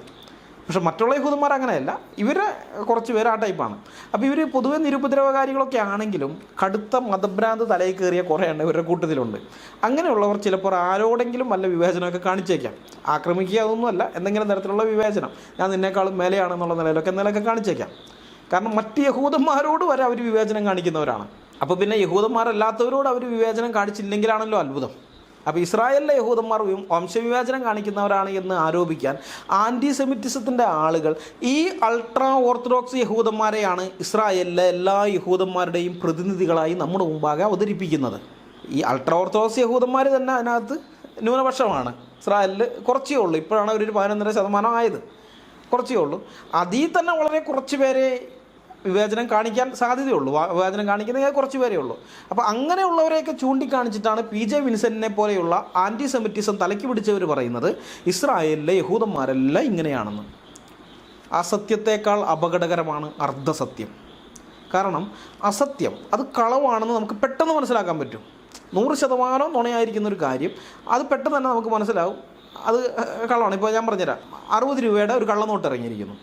60 രൂപയുടെ കള്ളനോട്ട് കണ്ടു കഴിഞ്ഞാൽ നമുക്കപ്പം തന്നെ മനസ്സിലായി ഇത് വ്യാജനാണ്, നമ്മളിത് എടുക്കുകയല്ല. പക്ഷെ 50 രൂപയുടെ കള്ളനോട്ടാണെങ്കിലോ നമുക്ക് പെട്ടെന്ന് മനസ്സിലായെന്ന് വരില്ല, കാരണം 50 രൂപയുടെ കള്ളനോട്ട് ഉണ്ടല്ലോ. അതുപോലെ 100% അസത്യം ആര് പറഞ്ഞു കഴിഞ്ഞാൽ നമുക്ക് അപ്പം തന്നെ അത് തള്ളിക്കളയാൻ പറ്റും. എന്നാൽ അർദ്ധസത്യം അങ്ങനെയല്ല, പകുതിയോ അല്ലെങ്കിൽ പകുതിയിലധികമോ സത്യം, ബാക്കിയുള്ളത് നുണ. അങ്ങനെയാണെങ്കിൽ അതിനകത്ത് കുറേ സത്യമുള്ളത് കൊണ്ട് ബാക്കി പകുതിയും കൂടി സത്യമാണെന്ന് നമ്മൾ തെറ്റിദ്ധരിക്കും. മിസ്റ്റർ PJ വിൻസെൻറ്റിൻ്റെ അഭിമുഖത്തിൽ അദ്ദേഹം അസത്യങ്ങളെക്കാൾ അധികം പറയുന്നത് അർദ്ധസത്യങ്ങളാണ്. അസത്യങ്ങൾ പറയുന്നുണ്ടില്ലെന്നല്ല, എന്നാൽ അർദ്ധസത്യങ്ങൾ, അതായത് പകുതി. ഇപ്പോൾ ഇതിൽ ഈ വംശീയ വിവേചനത്തിൻ്റെ കേസ് പറയുമ്പോൾ കാണിക്കുന്ന കുറച്ച് ആളുകളുണ്ട്, അത് ശരിയാണ്. ആ ആൾക്കാരുടെ ഇതാണ് കേസ് സ്റ്റഡിയാണ് ഇവർ കൊണ്ടുവരിക. ഇന്ന യഹൂദൻ ഇന്ന സ്ഥലത്ത് വെച്ച് ഇന്ന ആളോട് ഇങ്ങനെ പെരുമാറി എന്നും പറഞ്ഞ് ഒരു കുറച്ച് എടുത്തുകൊണ്ട് വരും. എന്നിട്ട് പറയും ഇതാണ് അവിടെ എല്ലായിടത്തും നടക്കുന്നത്. അപ്പോൾ ആദ്യം പറഞ്ഞത് സത്യമാണ്, ഈ ആളുകൾ ഇങ്ങനെ പെരുമാറിയിട്ടുണ്ടാകും. പക്ഷെ അതല്ല എല്ലായിടത്തും നടക്കുന്നത്, അത് അസത്യമാണ്, നുണയാണ്. ഇനി ഇസ്രായേലിലെ യഹൂദന്മാരിൽ നിന്ന് യഹൂദന്മാരല്ലാത്തവർ വിവേചനം അനുഭവിക്കുന്നുണ്ടോ എന്ന് നമുക്ക് ഡാറ്റ വെച്ച് പരിശോധിച്ച് നോക്കാം. നമ്മുടെ മുമ്പാകെ ഡാറ്റ ഉള്ളപ്പോൾ പിന്നെ നമ്മൾ അവരിവരും പറയുന്നത് കേൾക്കണ്ട, കൃത്യമായിട്ട് ഈ ഡാറ്റ എന്താണ്, പിന്നെ ഈ ഡാറ്റയിലുള്ള കാര്യം ശരിയാണോ അല്ലയോ എന്നറിയാൻ വേണ്ടി നമുക്ക് പരിചയമുള്ള ആൾക്കാരോട് നമുക്ക് ചോദിക്കാം. ഈ നമുക്ക് കിട്ടിയിരിക്കുന്ന ഡാറ്റ സത്യം തന്നെയാണോ എന്ന് അവരത് പറഞ്ഞു തരും നിങ്ങളോട്. എനിക്ക് 100% ഉറപ്പുണ്ട്, കാരണം ഞാൻ പല ആളുകളോടും ഞാനിത് അന്വേഷിച്ചു. എൻ്റെ ഫേസ്ബുക്ക് ഫ്രണ്ട് ലിസ്റ്റിലുള്ള ഇസ്രായേലിൽ ജോലി ചെയ്തിരുന്ന അല്ലെങ്കിൽ ഇപ്പോൾ ജോലി ചെയ്തുകൊണ്ടിരിക്കുന്ന അല്ലെങ്കിൽ ഇസ്രായേലിൽ അവിടെ സ്നേഹിതന്മാരൊക്കെ ഉണ്ടായിട്ട് അവരെ വീടുകളിൽ പോയി താമസിച്ച് പിന്നെ തിരിച്ചു പോന്നിട്ടുള്ള അങ്ങനെയുള്ള ആൾക്കാരൊക്കെ ഉണ്ട്. അപ്പോൾ അവരോടൊക്കെ ഞാനിത് ചോദിച്ചു, നിങ്ങളുടെ അനുഭവം എന്താണെന്ന്. അപ്പം അങ്ങനെ ഞാൻ തന്നെ ഒരു സർവേ ഒക്കെ നടത്തി കഴിഞ്ഞതിന് ശേഷമാണ് ഈ ഡാറ്റ നിങ്ങളുടെ മുമ്പാകെ വയ്ക്കുന്നത്. ഞാൻ നേരത്തെ പറഞ്ഞല്ലോ, 18 വയസ്സ് പൂർത്തിയായ എല്ലാ ഇസ്രായേലി പൗരന്മാരും നിർബന്ധിതമായി സൈനിക സേവനം ചെയ്യണമെന്ന്. എന്നാൽ അതിൽ ഇസ്രായേലി അറബികൾ ഉൾപ്പെടുന്നില്ല. അവരിങ്ങനെ ചെയ്യണമെന്ന് നിർബന്ധമില്ല. നിർബന്ധിത സൈനിക സേവനം ഇസ്രായേലി അറബികൾക്കില്ല. അത് അറബികളോടുള്ള വിവേചനമല്ല. അറബ് പൗരന്മാർക്ക് തങ്ങളുടെ സഹോദരങ്ങളായ പലസ്തീനികൾക്കെതിരെ ആയുധമെടുക്കേണ്ടതിൻ്റെ ആ ഒരു ധർമ്മസങ്കടമുണ്ടല്ലോ, അത് ഒഴിവാക്കാൻ വേണ്ടിയാണ് ഇസ്രായേൽ ഇങ്ങനെ ഒരു ആനുകൂല്യം അവർക്ക് കൊടുത്തിരിക്കുന്നത്. വേണമെങ്കിൽ ഇവർക്ക് മറ്റുള്ള എല്ലാ പൗരന്മാരെ പോലെ തന്നെ അറബികളെയും കണ്ട് ന്യൂനപക്ഷമാണ് എന്നുള്ളത് നോക്കാണ്ട് തന്നെ എല്ലാവരും നിർബന്ധിതമായി സൈനിക സേവനം ചെയ്യണമെന്ന് പറഞ്ഞ് അടിച്ചേൽപ്പിക്കാം. പക്ഷെ അതവർ ചെയ്യുന്നില്ല, ന്യൂനപക്ഷങ്ങളെന്നുള്ള നിലയിൽ. മാത്രമല്ല അവിടെയുള്ള മറ്റ് പലസ്തീനികളൊക്കെ ഇവരുടെ സഹോദരങ്ങളായിട്ട് ഇവർ പരിഗണിക്കുകയാണല്ലോ. അപ്പോൾ അതുകൊണ്ട് സ്വന്തം സഹോദരങ്ങൾക്കെതിരെ ആയുധമെടുത്തു എന്നുള്ള ആ ഒരു കുറ്റബോധം അവരിൽ വേണ്ട എന്ന് വെച്ച് അറബികളെ ഇതിൽ നിന്ന് ഒഴിവാക്കിയിരിക്കണം. അറബികൾക്ക് വേണമെങ്കിൽ സൈനിക സേവനം ചെയ്യാം, താല്പര്യമില്ലെങ്കിൽ വേണ്ട, ഒരു പ്രശ്നവുമില്ല. പക്ഷെ ഒരു യഹൂദന് സൈനിക സേവനം ചെയ്യാതെ ഒഴിഞ്ഞിരിക്കാൻ സാധിക്കില്ല. അവൻ അല്ലെങ്കിൽ അവൾ നിർബന്ധമായി സൈനിക സേവനം ചെയ്തേ പറ്റൂ. ഇനി യഹൂദ സ്ത്രീയാണെന്നുണ്ടെങ്കിൽ അവൾക്ക് 18 വയസ്സ് പൂർത്തിയായി കഴിഞ്ഞാൽ അവൾ ആ സമയത്ത് ഗർഭിണിയോ അല്ലെങ്കിൽ വിവാഹിതയോ ആയിട്ടുണ്ടെങ്കിൽ നിർബന്ധിത സൈനിക സേവനം ചെയ്യേണ്ടതില്ല. ഈ 2 കേസിലാണ് അവരൊഴിവാകുന്നത്. എന്നാൽ ആണുങ്ങളെ സംബന്ധിച്ച് അങ്ങനെയല്ല, അവർ ഉറപ്പായിട്ട് ചെയ്തേ പറ്റും. പിന്നെ അറബികൾക്ക് നിർബന്ധിത സൈനിക സേവനത്തിൽ നിന്ന് ഒഴിഞ്ഞിരിക്കാനുള്ള അവകാശം ഉണ്ടെങ്കിലും പല അറബികളും സൈനിക സേവനത്തിന് സന്നദ്ധരായിട്ട് ഇസ്രായേൽ സേനയിൽ ചേർന്നിട്ടുണ്ടെന്നുള്ളതാണ് വസ്തുത. പല അറബികളും ഇസ്രായേൽ സൈന്യമായ IDF-ൽ 1700-ലധികം ബദൂവിയൻ അറബി മുസ്ലിങ്ങളുണ്ട്. അൾട്രാ ഓർത്തഡോക്സ് യഹൂദന്മാരും ക്രിസ്ത്യാനികളൊക്കെ കഴിഞ്ഞാൽ പിന്നെ ആ പ്രദേശത്തെ തദ്ദേശവാസി എന്ന് പറയാൻ യോഗ്യതയുള്ളത് ഈ ബദൂവിയന്മാരും ദ്രൂസുകളുമൊക്കെയാണ്. ദ്രൂസ് എന്ന് പറയുന്നൊരു മതവിഭാഗമുണ്ട്, അവരൊക്കെയാണ്. ആ ബദൂവിയൻ അറബികളിൽ നിന്നാണ് ധാരാളം പേർ ഈ ഇസ്രായേൽ സൈന്യത്തിൽ IDF-ൽ ചേർന്നിരിക്കുന്നത്. ഇന്നിപ്പോൾ പെട്ടെന്ന് ചേർന്നൊന്നുമല്ല, ഇവർ പണ്ടേ അത് ഉണ്ട് ഇസ്രായേൽ സൈന്യത്തിൽ. ഇസ്രായേൽ രൂപം കൊള്ളുന്നതിന് മുമ്പുള്ള കാലത്ത് യഹൂദന്മാർക്ക് വേണ്ടി അറബികൾക്കെതിരെ പൊരുതിയിട്ടുള്ളവരാണ് ഈ ബദൂവിയൻസ്. യഹൂദന്മാർക്ക് വേണ്ടി അന്നേ പൊരുതിയിട്ടുണ്ട്. സ്വതന്ത്രമായിട്ടൊരു രാജ്യം ഉണ്ടായിക്കഴിഞ്ഞപ്പോൾ 1948 മെയ് 14 രാജ്യം ഉണ്ടായപ്പോൾ ആ മെയ് 14 തന്നെ ആക്രമണം തുടങ്ങി അറബി രാജ്യങ്ങൾ. അന്നും ഇസ്രായേലിനോടൊപ്പം നിന്ന് യഹൂദന്മാരോടൊപ്പം നിന്ന് ഈ അറബികൾക്കെതിരെ പൊരുതിയിട്ടുള്ളവരാണ് ബദൂവിയന്മാർ. സാധാരണ പട്ടാളക്കാരായിട്ട് മാത്രമല്ല ഈ അറബി സൈനികരുള്ളത്, അതും കൂടി ആലോചിക്കണം. ഇസ്രായേൽ സൈന്യത്തിലെ ഉന്നത ഉദ്യോഗസ്ഥന്മാരിൽ, അതായത് മേജർ റാങ്കിൽ വരെ അറബി മുസ്ലിങ്ങൾ എത്തിയിട്ടുണ്ട്. ഇത് മേജർ ആല വാഹിദാണ്. ചെറുപ്പം മുതലേ അദ്ദേഹം കേട്ടു വളർന്നത് സയനിസ്റ്റുകൾ തങ്ങളുടെ ഭൂമി മോഷ്ടിച്ചു എന്നാണ്. അദ്ദേഹം അത് വിശ്വസിക്കുകയൊക്കെ ചെയ്തിരുന്നു. യഹൂദന്മാരോടുള്ള ഒരു വെറുപ്പോടുകൂടിയാണ് അദ്ദേഹം വളർന്നു വന്നത്. പിന്നീട് 14 വയസ്സായപ്പോഴാണ് അദ്ദേഹത്തിന് തിരിച്ചറിവുണ്ടാകുന്നത്. അതുവരെ കേട്ടതൊന്നുമല്ല സത്യമെന്ന് അദ്ദേഹത്തിന് ബോധ്യമായി. ഇന്ന് അദ്ദേഹം ഒരു മുസ്ലിം സിയോണിസ്റ്റാണ്. അങ്ങനെ ഒരു വിഭാഗം ഉണ്ട് കേട്ടോ, മുസ്ലിം സയനിസ്റ്റ്. ലോകത്തുള്ള മുസ്ലിങ്ങളിൽ ഇസ്രായേലിന് വേണ്ടി ശക്തിയുക്തം വാദിക്കുന്ന ഒരു വിഭാഗമുണ്ട്. അതായത് മദ്രസയെ പഠിപ്പിക്കുന്ന കാര്യമൊന്നുമല്ല സത്യം, അല്ലെങ്കിൽ ഉസ്താദുമാർ പറഞ്ഞു തരുന്നതൊന്നുമല്ല, ചരിത്രം വേറെയാണ്. ഇസ്രായേലിൻ്റെ ഭാഗത്ത് ന്യായമുണ്ട് എന്നുള്ള ആ ഒരു തിരിച്ചറിവ് വന്ന പല മുസ്ലിങ്ങളും ഇസ്രായേലിന് വേണ്ടി ശക്തിയുക്തം വാദിക്കുന്നുണ്ട്. ഇവരിൽ പലരും അറബ് വംശജരാണ്, ഇസ്ലാമിക വിശ്വാസികളാണ്, പക്ഷേ അവർ സിയോണിസ്റ്റുകളാണ്. അവരുടെ എണ്ണം ഇപ്പോൾ കൂടിക്കൊണ്ടിരിക്കുകയും ചെയ്യുന്നുണ്ട്. ഇസ്രായേലിൽ മാത്രമല്ല, ഈജിപ്തിലും പാകിസ്ഥാനിലും അടക്കം ലോകത്തിൻ്റെ പല ഭാഗങ്ങളിൽ മുസ്ലിം സിയോണിസ്റ്റുകളുണ്ട്. ഞാൻ നേരത്തെ പറഞ്ഞതുപോലെ ഈ പലസ്തീനു വേണ്ടി ജയ് വിളിക്കുന്ന അൾട്രാ ഓർത്തഡോക്സ് യഹൂദന്മാരെ പോലെ തന്നെ ഇസ്രായേലിന് വേണ്ടി ജയ് വിളിക്കുന്ന മുസ്ലിങ്ങളും, അതാണ് മുസ്ലിം സിയോണിസ്റ്റ് എന്ന് പറയുന്നത്. ഇസ്രായേൽ സൈന്യമായ IDF-ൽ അറബ് മുസ്ലിം ഓഫീസേഴ്സ് ഉണ്ട്. ആൻറ്റിസെമിറ്റിസം ബാധിച്ചവർ നമ്മളോട് പറയുന്ന കഥകൾ സത്യമല്ല എന്ന് ഇങ്ങനെയുള്ളവരെക്കുറിച്ച് വായിക്കുമ്പോഴാണ് നമുക്ക് മനസ്സിലാകുക. ഇനി അറബ് മുസ്ലിങ്ങൾ മാത്രമല്ല, ആഫ്രിക്കയിൽ നിന്നും ഇസ്രായേലിലേക്ക് അനധികൃതമായി കുടിയേറിയ മുസ്ലിങ്ങൾ വരെ ഇസ്രായേൽ സൈന്യത്തിൽ ഓഫീസർമാരായിട്ടുണ്ട്. ഇത് ഇബ്രാഹിം ബാരി. ഇദ്ദേഹം ഫ്രഞ്ച് ഗയാനയിൽ നിന്നും നിയമവിരുദ്ധമായി ഇസ്രായേലിലേക്ക് കുടിയേറിയ മുസ്ലിമാണ്. അനധികൃതമായി കുടിയേറിയതിന് കുറച്ച് നാൾ ഇസ്രായേൽ അധികൃതർ ഇദ്ദേഹത്തെ പിടിച്ച് ജയിലിലിട്ടു. ജയിലിൽ വെച്ചിട്ട് ഇദ്ദേഹത്തിന് ക്ലാസ്സൊക്കെ ഉണ്ട്. ഇങ്ങനെയുള്ള അനധികൃതമായി കുടിയേറിയ ആളുകൾക്കൊക്കെ ജയിലിനകത്ത് വെച്ച് ഇസ്രായേലിൽ ക്ലാസ്സുകളൊക്കെ കൊടുക്കും. അപ്പോൾ ഈ ക്ലാസ്സൊക്കെ കഴിഞ്ഞ് ഇദ്ദേഹം ജയിലിൽ നിന്ന് പുറത്തിറങ്ങി കഴിഞ്ഞപ്പോൾ ഇദ്ദേഹത്തെ ഇസ്രായേൽ തിരിച്ചയച്ചില്ല, ഇസ്രായേലിൽ തന്നെ ജീവിക്കാൻ അനുവദിച്ചു. അങ്ങനെ ഇബ്രാഹിം ബാരി ഇസ്രായേൽ സൈന്യത്തിൽ ചേർന്നു. ഇപ്പോൾ അദ്ദേഹം IDF-ലെ ഓഫീസർ റാങ്കിലാണ്. ഇസ്രായേൽ സൈന്യത്തിൽ അറബി മുസ്ലിങ്ങൾ മാത്രമല്ല, അറബി ക്രിസ്ത്യാനികളും ഉണ്ട്. ഇത് എലിനോർ ജോസഫ് അറബി ക്രിസ്ത്യാനിയാണ്. ഇത് മോണോലിസ അബ്ദോ അറബി ക്രിസ്ത്യൻ ആണ്. ഇത് യാസ്മിൻ ഹയേക്ക് അറബി ക്രിസ്ത്യനാണ്. IDF-ൽ ആദ്യമായി ഓഫീസർ കോഴ്സ് കംപ്ലീറ്റ് ചെയ്ത അറബി സ്ത്രീ, അറബ് വുമൺ ഇവരാണ്. പിന്നെ ഇസ്രായേലിലെ സുപ്രീം കോടതി ജഡ്ജസൊക്കെ ആയിട്ട് ഈ അറബ് ക്രിസ്ത്യൻസും മറ്റുമൊക്കെ ഉണ്ട്. ഇത് സാലിം ജൂബ്രാൻ എന്ന് പറയുന്ന ഒരു അറബി ക്രിസ്ത്യാനിയാണ്. ഇദ്ദേഹം സുപ്രീം കോടതി ജഡ്ജിയായിരുന്നു. പിന്നെ 2014 ഇസ്രായേൽ സെൻട്രൽ ഇലക്ഷൻ കമ്മിറ്റിയുടെ ഹെഡായി ഇദ്ദേഹം ചുമതലയേറ്റിരുന്നു. നമുക്കറിയാം ഇലക്ഷൻ കമ്മീഷൻ്റെ അധികാരം എന്താണെന്ന്. സകല രാഷ്ട്രീയ പാർട്ടിക്കാരെയും മൂക്ക് കയറിടാനുള്ള പവർ ഇലക്ഷൻ കമ്മീഷനുണ്ട്. നമ്മൾ അതറിഞ്ഞത് TN ശേഷൻ ഇലക്ഷൻ കമ്മീഷണർ ആയപ്പോഴാണ്. അതുവരേക്കും നമുക്കതറിയില്ലായിരുന്നു. അപ്പോൾ ലോകത്തിലെ ഏക ജൂതരാഷ്ട്രത്തിൽ ആ പവർ, അവിടെയുള്ള എല്ലാ രാഷ്ട്രീയ പാർട്ടികളെയും രാഷ്ട്രീയ നേതാക്കന്മാരെയും നിയന്ത്രിച്ച് നിർത്താനുള്ള ആ പവർ, അതൊരു അറബിക്ക് കൊടുക്കാൻ യഹൂദന്മാർക്ക് ഒരു പ്രശ്നവും ഉണ്ടായില്ല. ആ സ്ഥാനത്ത് അവർ ഒരു അറബിയെ ഇരുത്തി. മിസ്റ്റർ PJ വിൻസെൻ്റ് പറയുന്നത് യഹൂദന്മാർ ഒഴികെയുള്ളവർക്കെല്ലാം അവിടെ വിവേചനം ഉണ്ടെന്നാണ്.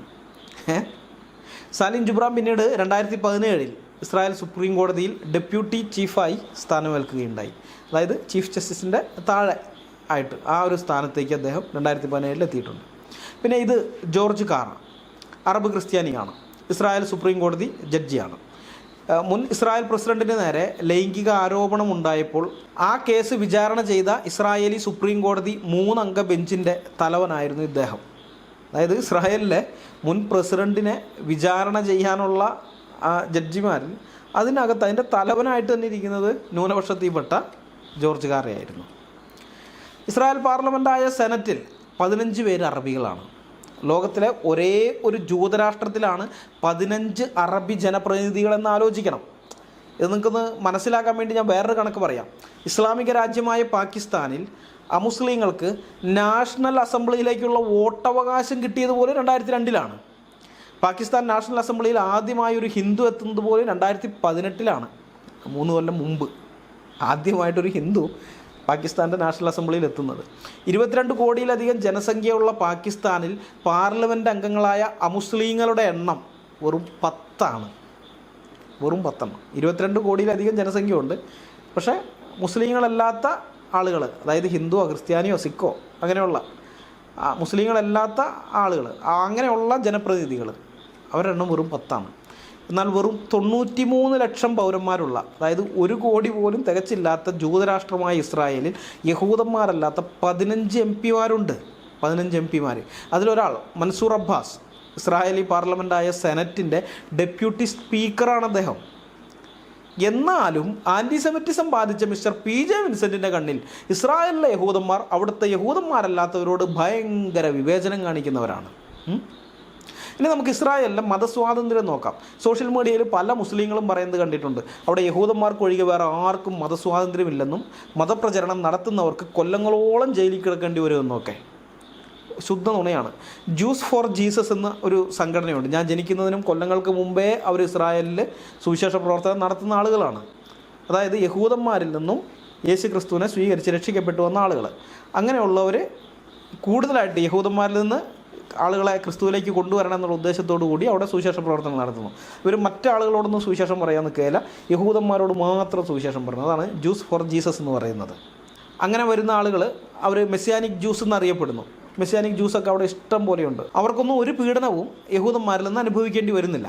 ഈ ജ്യൂസ് ഫോർ ജീസസ് എന്ന സംഘടനയിൽപ്പെട്ട ആർക്കും ഇതുവരെ അവിടെ ജയിലിൽ എടുക്കേണ്ടി വന്നതായി ഞാൻ കേട്ടിട്ടില്ല. എൻ്റെ അറിവിൽ ഇതുവരെ അങ്ങനെ ഉണ്ടായിട്ടില്ല. അപ്പോൾ മതസ്വാതന്ത്ര്യം ഇല്ല എന്നൊക്കെ ഇവർ പറയുന്നത് വെറുതെയാണ്, നുണയാണ്. അവിടെ ഏതൊരാൾക്കും ഇഷ്ടമുള്ളത് വിശ്വസിക്കാമെന്ന് മാത്രമല്ല അത് പ്രചരിപ്പിക്കാനുള്ള സ്വാതന്ത്ര്യമുണ്ട്. അല്ലാന്നുണ്ടെങ്കിൽ സുവിശേഷമൊക്കെ അവിടെ ഇങ്ങനെ പരസ്യമായി തെരുവുകളിലൊക്കെ നിന്നുകൊണ്ട് പ്രസംഗിക്കാൻ യഹൂദന്മാർ സമ്മതിക്കൊന്നുമില്ല. പക്ഷെ അതുകൊണ്ട് ധാരാളം യഹൂദന്മാർ അവരിൽ നിന്ന് ക്രിസ്തുവിലേക്ക് വരുന്നുമുണ്ട്. സത്യം പറഞ്ഞാൽ യഹൂദന്മാർ ആ പ്രദേശത്ത് ഭൂമി വാങ്ങിക്കൂട്ടി കൃഷി ചെയ്യാൻ തുടങ്ങിയതോടുകൂടി രക്ഷപ്പെട്ടുപോയ 2 വിഭാഗം ആളുകളുണ്ട്. ഒന്ന് ബദൂവിയൻ അറബികൾ, 2 ഡ്രൂസ് എന്ന മതത്തിൽപ്പെട്ട അറബികൾ. ഞാനൊരാളെ കാണിച്ചുതരാം. ഇദ്ദേഹം ഒരു ബദൂവിയൻ മുസ്ലിമാണ്. പേര് അലൈൻ അൽ ഖനാവി. പ്രൊഫസറാണ് ഇദ്ദേഹം. പ്രൊഫസറാണെന്ന് മാത്രമല്ല ബെൻഗുറിയോൺ യൂണിവേഴ്സിറ്റിയുടെ കീഴിലുള്ള ഒരു കോളേജിൻ്റെ പ്രസിഡൻറ്റുമാണ്. ആ കോളേജിൻ്റെ ഫുൾ ഇൻചാർജ് ഇദ്ദേഹത്തിലാണുള്ളത്. അതുപോലെ ഇത് ഡോക്ടർ റാനിയ ഒഗ്ബെ, ചരിത്രത്തിലെ ആദ്യത്തെ ബദൂവിയൻ ഫിസിഷ്യനാണ്. ഞാനിങ്ങനെ ബദൂവിയൻ അല്ലെങ്കിൽ ദ്രൂസ് എന്നൊക്കെ എടുത്ത് പറയുന്നതിനൊരു കാരണമുണ്ട്. ബദൂവിയൻ എന്ന് പറഞ്ഞാൽ അറേബ്യയിലെ ജിപ്സികളാണ്, ഒരവിടുത്തെ നാടോടികളാണ്. 1881 മുതലുള്ള യഹൂദ കുടിയേറ്റം ആരംഭിക്കുന്നത് വരെ തലമുറയായി ഇവർ ആ പ്രദേശങ്ങളിൽ നാടോടികളായി ജീവിച്ചിരുന്നവരാണ്. ചെമ്മരിയാടിൻ്റെ മേഖലയായിരുന്നു ഇവരുടെ തൊഴിൽ. അവിടെ പച്ചപ്പ് വളരെ അപൂർവമായിരുന്നു. എന്നാലും ഉള്ള ഇടങ്ങളിലൊക്കെ ആടിനെ അഴിച്ചു വിട്ട് തീറ്റി ഒരിടത്ത് കുറേ നാൾ താമസിക്കും. അങ്ങനെ ആടുകൾക്ക് തിന്നാനൊന്നും ഇല്ലാത്തൊരവസ്ഥ വരുമ്പോൾ ഇവരടുത്ത സ്ഥലത്തേക്ക് പോകും. അവിടെ ആടിനെ തീറ്റാൻ വിടും. കുറച്ച് ദിവസം കൊണ്ട് അവിടെയും തീരും. പിന്നെ അടുത്ത സ്ഥലം. ഇങ്ങനെ ആടിനെ തീറ്റുക എന്നുള്ള ലക്ഷ്യത്തോടു കൂടെ ആ പ്രദേശങ്ങളിൽ ചുറ്റി നടന്നിരുന്ന ആളുകളാണ്. ആ പ്രദേശം എന്ന് പറയുമ്പോൾ ഇന്നത്തെ ഇസ്രായേൽ പ്രദേശം മാത്രം നിങ്ങൾ കണക്കൂട്ടരുത്. ജോർദാനുണ്ട്, അതുപോലെ അതിൻ്റെ അപ്പുറത്തുള്ള ആ അറേബ്യൻ പെനിൻസുല മൊത്തമുണ്ട്. സൗദി അറേബ്യയുടെ കുറേ ഭാഗങ്ങൾ, ഇറാഖിൻ്റെ അങ്ങനെയൊക്കെയുള്ള ആ ഏരിയ. അപ്പോൾ അത് ഈ ഒരു കൂട്ടർ മാത്രമല്ല, ഇവർ കുറേ ഉണ്ട്. തദ്ദേശവാസികളായിട്ടുള്ള ആളുകൾ എന്ന് പറയുന്നത് ഇവർ പ്രത്യേകിച്ച് ഇന്ന സ്ഥലത്തല്ല താമസിക്കുന്നത്, കറങ്ങി നടക്കും. ഒരു കൂട്ടർ ഇവിടെ നിന്ന് പോയി കഴിയുമ്പോൾ ചിലപ്പോൾ 1 കൊല്ലം കഴിഞ്ഞിട്ട് 2 കൊല്ലം കഴിയുമ്പോൾ വേറെ കൂട്ടർ ഇവിടെ തന്നെ വീണ്ടും വന്നെന്ന് വരും. അങ്ങനെ ആ ലക്ഷക്കണക്കിന് വരുന്ന കിലോമീറ്ററുകൾ വരുന്ന ആ വിശാലമായ ഭൂപ്രദേശത്ത് അലഞ്ഞു തിരിഞ്ഞ് നടന്നവരായിരുന്നു ഈ ബദൂവിയൻസ് എന്ന് പറയുന്നത്. യഹൂദന്മാർ ഈ ഇന്നത്തെ ജോർദാനും ഇസ്രായേലും ഒക്കെയുള്ള ആ പ്രദേശത്തേക്ക്, അവരുടെ ഹോളി ലാൻഡ് എന്ന് പറയുന്ന ആ പ്രദേശത്തേക്ക് അവർ കുടിയേറി.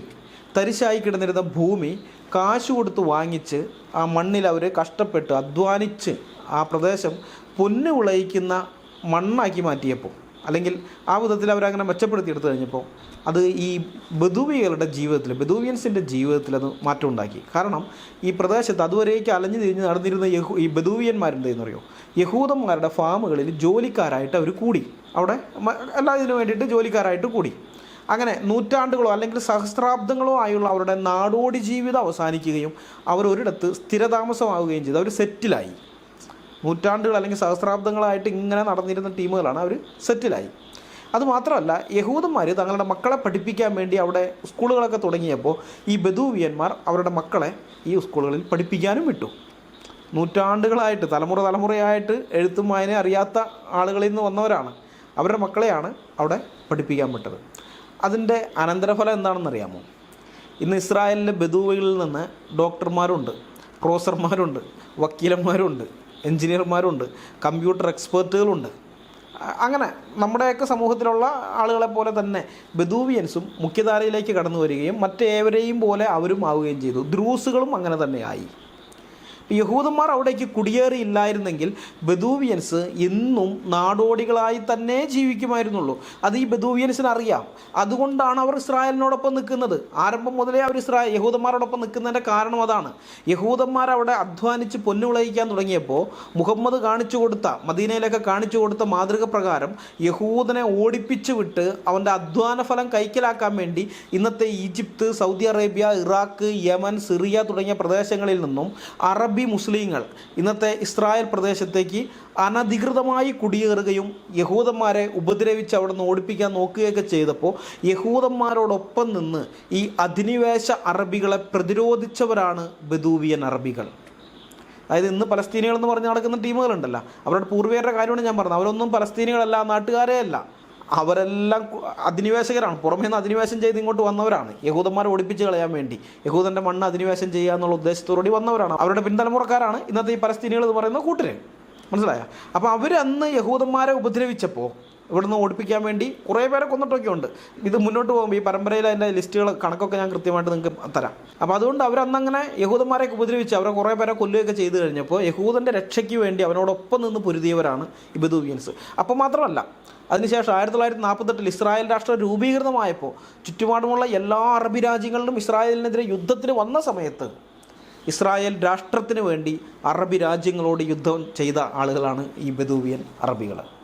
കാരണം അവർക്കറിയാമായിരുന്നു യഹൂദൻ ഇവിടെ നിന്ന് പോയി കഴിഞ്ഞാൽ, ഈ ഭൂമി അറബികളുടെ കയ്യിലെത്തിക്കഴിഞ്ഞാൽ പിന്നെ തങ്ങളുടെ അവസ്ഥ വീണ്ടും പഴയതുപോലെ തന്നെ നാടോടികളായി ചുറ്റിത്തിരിയേണ്ടി വരുമെന്ന് അവർക്ക് നന്നായിട്ട് അറിയാം. മറ്റുള്ള അറബികളുടെ കണ്ണിൽ ബദൂവിയൻ അറബികൾ എന്ന് പറയുന്നത് രണ്ടാം കിടക്കാരാണെങ്കിൽ മൂന്നാം കിടക്കാരൊക്കെയാണ്.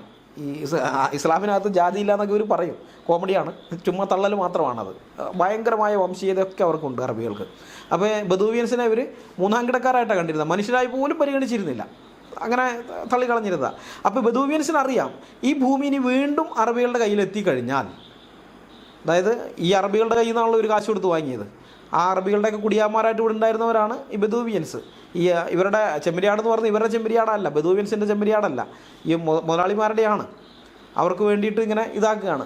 എന്നിട്ട് വർഷത്തിലൊരിക്കൽ മുതലാളി അല്ലെങ്കിൽ മുതലാളിയുടെ ആ മാനേജറോ ആരെങ്കിലും വന്ന് ഈ ഇതിൻ്റെ രോമമൊക്കെ കത്തിരിച്ച് അതൊക്കെ എടുത്തിട്ട് അവരങ്ങ് പോകുക. ആ നേരത്തെ ഇവർക്ക് എന്തെങ്കിലും കൊടുക്കും, അത്രയേ ഉള്ളൂ, അങ്ങനെ ഉണ്ടായിരുന്നുള്ളൂ. അപ്പോൾ ആ മുതലാളിമാരിൽ നിന്നാണ് ഇവർ കാശ് കൊടുത്ത് വാങ്ങിയത്. വാസ്തവത്തിൽ നൂറ്റാണ്ടുകളായിട്ട് അവരുടെ കുടിയാരന്മാരായി കഴിഞ്ഞ ആളുകൾ എന്നുള്ള നിലയിൽ ഈ ഭൂമി വിൽക്കുമ്പോൾ ഇവർക്ക് എന്തെങ്കിലുമൊക്കെ നഷ്ടപരിഹാരം അല്ലെങ്കിൽ എന്തെങ്കിലും കൊടുക്കേണ്ടതായിരുന്നു. നഷ്ടപരിഹാരമല്ല, എന്തെങ്കിലും ഒന്ന് കൊടുക്കേണ്ടതായിരുന്നു. പക്ഷെ അതൊന്നും ഈ അറബികൾ കൊടുത്തിട്ടില്ല. എന്നാൽ യഹൂദൻ ഇവനെ മനുഷ്യനായിട്ട് പരിഗണിക്കുകയും തൻ്റെ കൂടെ നിർത്തി കാര്യങ്ങളൊക്കെ ചെയ്തു കഴിഞ്ഞ് കഴിഞ്ഞപ്പോൾ ഇവർക്ക് മനസ്സിലായി ഇപ്പോൾ ഒരു മനുഷ്യനുള്ള പരിഗണന ഇപ്പോൾ കിട്ടുന്നുണ്ട്. ഈ അറബികളുടെ കയ്യിൽ ഈ ഭൂമി തിരിച്ചെത്തിക്കഴിഞ്ഞാൽ അതുണ്ടാവില്ല, വീണ്ടും നാടോടികളായി അലയേണ്ടി വരുമെന്ന്. ആ ഒരു തിരിച്ചറിവ് കൊണ്ടാണ് അവർ ഇസ്രായേലിന് വേണ്ടി അതിശക്തമായിട്ട് തന്നെ യുദ്ധരംഗത്ത് പൊരുതിയത്. അറബികൾക്കെതിരെ അവർ ആയുധമെടുത്ത് മറ്റ് യഹൂദന്മാർക്ക് ഒരു അത്ഭുതം ഉണ്ടാകത്തക്ക നിലയിൽ ഭയങ്കര പരാക്രമശാലികളായിട്ട് തന്നെ അവർ പൊരുതി ഇസ്രായേലിന് വേണ്ടി. അങ്ങനെയൊക്കെ ചെയ്തിട്ടുണ്ട്. അതൊക്കെ ത്രസിപ്പിക്കുന്ന ചരിത്രങ്ങളാണത്. അപ്പോൾ അന്ന് അവരങ്ങനെ പൊരുതി. അതിൻ്റെ ഗുണഭോക്താക്കളാണ് അവരുടെ മക്കളും പേരക്കുട്ടികളും ഇന്ന്. കാരണം അവരിന്ന് ഡോക്ടർമാരായിട്ട്, പ്രൊഫസർമാരായി, സയൻറ്റിസ്റ്റുകളായി പല ഇതുണ്ട്, പല മേഖലകളിലും അവർ ശോഭിക്കുന്നുണ്ട്. ഇസ്രായേലിൽ അവർ അന്തസ്സോടുകൂടെ തന്നെ, രണ്ടാം തരം പൗരന്മാരായിട്ടൊന്നുമല്ല, ദിമ്മികളായിട്ടൊന്നുമല്ല, അന്തസ്സോടുകൂടെ തന്നെ അവരിന്ന് ഇവിടെ ജീവിക്കുന്നുണ്ട്. അപ്പോൾ ഈ കാര്യം, ഇങ്ങനെയുള്ള ഈ കാര്യമൊന്നും പി ജെ വിൻസെൻ്റിനെ പോലുള്ളവർ പറയുകയില്ല. മനസ്സിലായോ? ഇനി നമുക്കൊരു കാര്യം കൂടി നോക്കാം. 1948 ഇസ്രായേൽ രാഷ്ട്രം രൂപീകരിക്കപ്പെടുന്ന സമയത്ത് ഇസ്രായേലിനകത്തുണ്ടായിരുന്ന ന്യൂനപക്ഷങ്ങളുടെ എണ്ണം, അതായത് അറബി മുസ്ലിങ്ങൾ, അറബി ക്രിസ്ത്യാനികൾ, ദ്രൂസുകൾ, ബദൂവിയൻസ്, ബഹായികൾ, യഹോവ സാക്ഷികളെല്ലാം അടങ്ങിയ ന്യൂനപക്ഷം ഉണ്ടല്ലോ, ആ ന്യൂനപക്ഷങ്ങളുടെ എണ്ണം എന്ന് പറയുന്നത് 1,56,000 ആയിരുന്നു. 1.5 ലക്ഷം അത്രയും അവിടെ ആ സമയത്ത് ഉണ്ടായിരുന്നുള്ളൂ. ഇപ്പോൾ 73 കൊല്ലത്തിന് ശേഷം ഇസ്രായേൽ രാഷ്ട്രം രൂപീകൃതമായിട്ട് ഇപ്പോൾ 73 കൊല്ലം കഴിഞ്ഞു. ഈ 73 കൊല്ലത്തിന് ശേഷം ഇസ്രായേലിലുള്ള ന്യൂനപക്ഷങ്ങളുടെ എണ്ണം എത്രയാണെന്ന് നിങ്ങൾക്കറിയാമോ?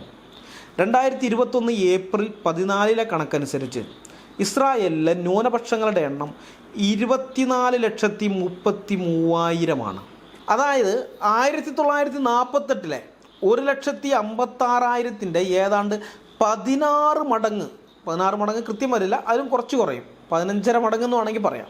അത്രയധികം വർധനവ് ഇസ്രായേലിലെ ന്യൂനപക്ഷങ്ങൾക്കുണ്ടായി. ലോകത്ത് വേറെ ഒരു രാജ്യത്തും അവിടുത്തെ ന്യൂനപക്ഷങ്ങൾ 73 കൊല്ലം കൊണ്ട് ഇത്രയധികം വർദ്ധിച്ചിട്ടില്ല. പല ഇസ്ലാമിക രാജ്യങ്ങളിലും ന്യൂനപക്ഷങ്ങൾ കുറഞ്ഞു വരികയാണ് ചെയ്തിട്ടുള്ളത്. ഉദാഹരണത്തിന് ഇസ്രായേൽ രാഷ്ട്രം രൂപം കൊള്ളുന്നതിനും കേവലം 9 മാസം മുമ്പ് രൂപം കൊണ്ട പാകിസ്ഥാൻ്റെ കാര്യമെടുക്കാം. പാകിസ്ഥാൻ രൂപം കൊള്ളുന്ന സമയത്ത് 23% ന്യൂനപക്ഷങ്ങൾ പാകിസ്ഥാനിലുണ്ടായിരുന്നു. ഇന്നത് വെറും 3-4% മാത്രമാണ്. വെറും 3-4%. അതിനെക്കുറിച്ച് പാകിസ്ഥാനിലെ മുസ്ലിങ്ങൾ തന്നെ എഴുതിയിട്ടുണ്ട്.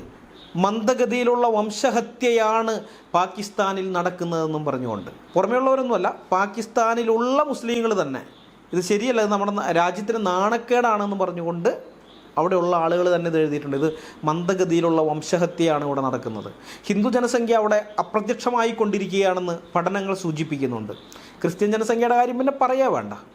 ആയിരക്കണക്കിന് വർഷങ്ങളായി അവിടെ താമസിച്ചു കൊണ്ടിരിക്കുന്ന ആളുകളുടെ അവസ്ഥയാണ് ഈ പറയുന്നത്.